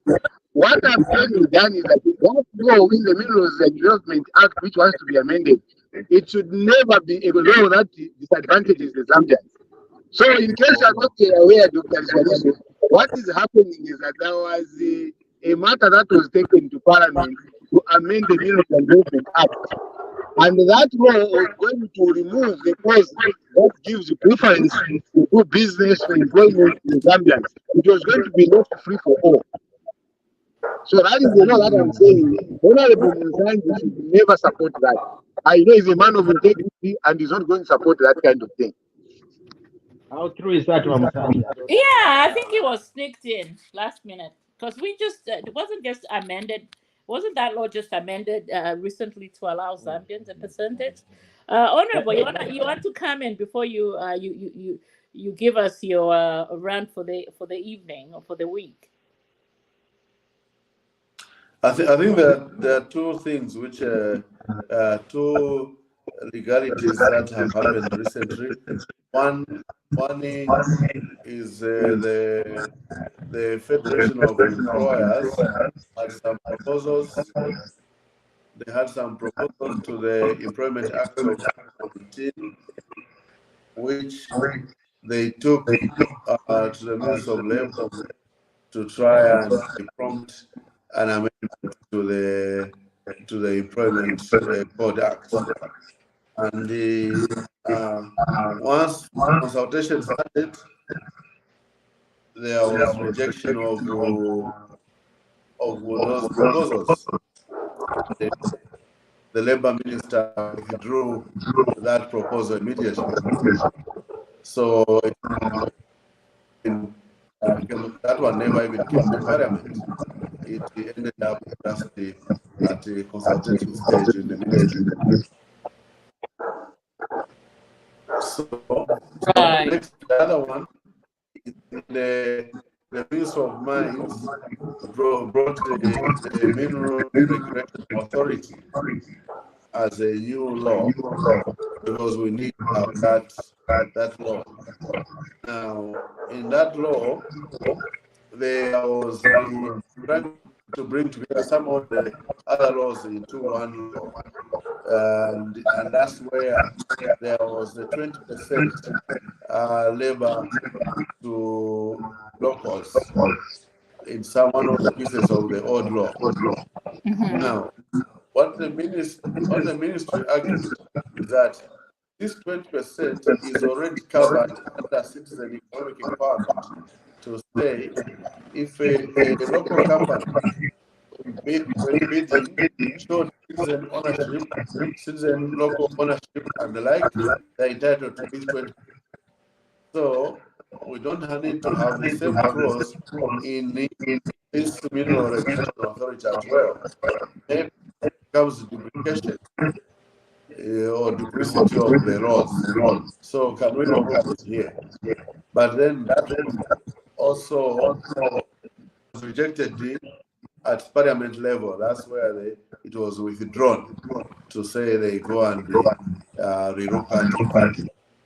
So in both instances, we say that the people's representatives have stood well to ensure that we protect the Zambian way. Oh, we can go and have a glass of Ciroc. My question is, Go ahead. why should even someone think about removing Zambians' preferences in the current law? Who suggested that in the first place? It shouldn't even have been tabled in Parliament. It's just very shocking that somebody could have proposed that Zambia should not be given the priority in these businesses. It's government, Mr. Arisoniso. It's government, Dr. Ganesh. We should look at it from the point of view that those provisions are fully provided for under the Citizen Economic Empowerment Act. And so the idea was to say, let's not duplify the law. That was the idea. But well, if our citizens will choose to duplicify it, that is still okay also. Yeah. Which is what we felt. People said, okay, it would rather see the same clause in this law, in that law, and in that law. But legal draft people want these laws to be only one, not. Yeah. Well, I think I see the gist of all this. Citizen, empowerment and all. I think that's a different level. And then the Minerals and Mining Act as well. That goes to the major mines when it lands to the table, when they look at it, they read it. They'll just follow what it is. Okay. Now we need to make sure that them themselves know that they need to give a certain percentage to our workers. But if we say no, because that law is already the empowerment that we have, then we cannot duplicate it and put it in the new Minerals Act. I think it would be a disadvantage for us, really. My own observation and point. We need to make sure that our Zambians get the fair share, wherever it's coming from, whether it's coming from here, left, right, and center, because not everybody is going to be empowered. So whoever is going to be empowered, let them put it in place. But in any case, it brings me to two things that we forgot to mention about. We forgot about to mention about the new gold which has been discovered in Kasempa, Northwestern Province. So there's a gold rush happening now. Everybody's rushing out to mine gold, but we just wish this won't be like the last time that happened in Kasempa. Let the government move in real quickly and make sure everything is put in place. And I mean, why is gold being found by just people, just simple villagers? Why shouldn't they're saying they want to have the hire these sophisticated technology to map up the country? But I think let's just empower people. Everybody knows where the minerals are really. Like if you go in the villages, they know that here there's some gold here there's some copper here. As people in the villages, they know in these mining areas, and it's always been a hidden secret. But it's coming out now. So that's one thing. With me, I think this is going to be my last point. That, and of course, let's also look at very good donating $50,000 US to the government to to at least alleviate the drought situation, which is good. Because of the drought, everybody's been crying, oh, why did Burundi donate this to Zambia? Well, if we announce that it's a national disaster, everybody's going to come to your aid. Are you going to refuse when somebody gives you help? To say, oh, maybe because it's a small country? I've been hearing all these, stories coming from the opposition. Oh, what we used to, supply to Burundi, or used to donate to Burundi. Why are they donating to us? But it's good for them to do that now. But in any case, we also donated seed to them. I shouldn't go out without being mentioned. So, yeah, those are the two things I'm going to say, and quick point until everybody says last question. Yeah, I mean, we haven't allowed my MP here to give us his rant, but maybe before he does, I want him to give his rant. Before he does, Doc, what's your rant for today? What's the story for Arsenal this season? BantuTV, is this what you expected? What is No. this stuff? What is this stuff? You don't want to go What there. story are we going to hear again from Arsenal this season? It's starting soon. Yeah, it's starting soon, and we're waiting for it. It's another. Haven't you seen the left back twice? Caliafiore, yes. Tell him. Huh? That's what we're trying to. Here's what we're saying. Look, we've got good midfielders. We've got good, strikers. All we need is a guy, a left back who can play, who's diverse. He can be in the midfield. Kumista confused. Kumifunganya. Mule munagwati ama goals are left mino. Mulada bwati akafuna kuli left. By the time mule akuli saka, who else is it? So what is a strategy?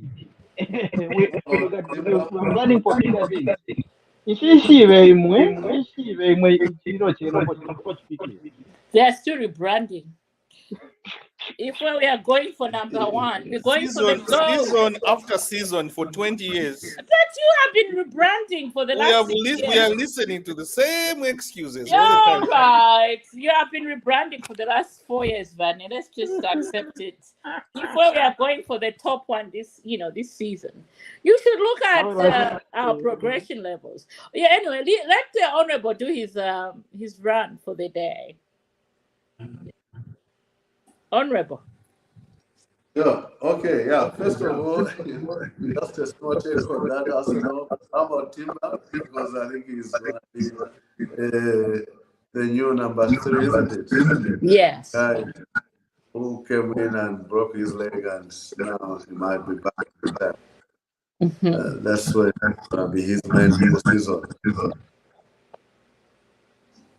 And well, I think you people have not celebrated our Athlete Muzala has been again. So for us in Zambia, that's excitement today. Oh, that was our opening topic. All right. Yeah, but But Right. I think the strategy he has used is not good. He has used a lot of energy in that round, that qualifying round. It might, from experience, when an athlete uses so much energy in qualifying rounds, they tend not to do well in the critical. Yeah, final. That's what Yeah. happened. That's what happened to Shakiri. She lost silver because she used all that energy in the qualifying round. By the time the finals came, she could only manage a silver instead of the gold that she wanted. So you're right there. Let's see what happens in the semis. That's true. That's true. And those are coming up soon. Let me just read this test from Lema in Sorwezi Masliso, who is having audio issues today. Hopefully next week will be better. Yeah, he's also talking about the gold rush in Kasempa. He has not participated in it, although he's in Sorwezi. And he's wondering what government is going to deal with such, discoveries from here on forward. I do believe Mr. Kabuswe has a plan there, if I'm not mistaken. And gentlemen, as for me, do I have a rant? Absolutely not, because it's been 3 hours. More than 3 hours of talking. I think we should just say our goodbyes, although Bakazia already has his rant. So until we meet next week, sometime, gentlemen. Yeah, I didn't hear Dan's rant. I missed It's that. on Arsenal. What was it? It's on Arsenal. Leave it. We don't even want to, at this point. I don't even want to talk to Dr. Danny at this point. Okay. I hear you. You know how I am when somebody comes and talk ill of my team. So anyway, shall we say until next week, viewers? Keep the faith. Masiliso, we'll see you next week. Out of Sorwezi, at least power is back. I can see some light behind you. So until next week, keep the faith, and thank you so much, Honorable. I'll give you a call. You're most welcome. Thank you so much. Can I say my bye-byes to her? Yes, go say bye-bye. All right.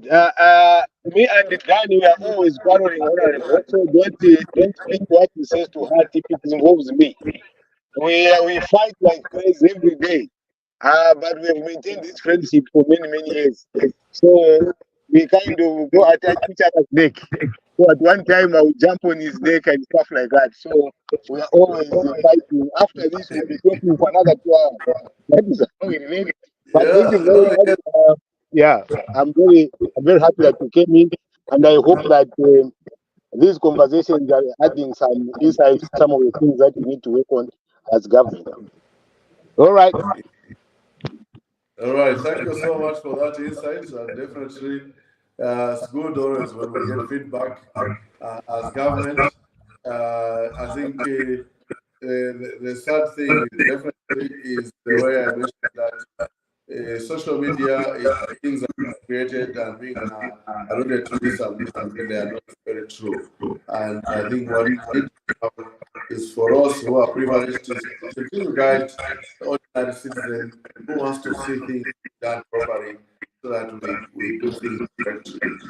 Otherwise, most appreciated and the feedback most appreciated. All right. Good time interacting with you. The same. Keep the faith.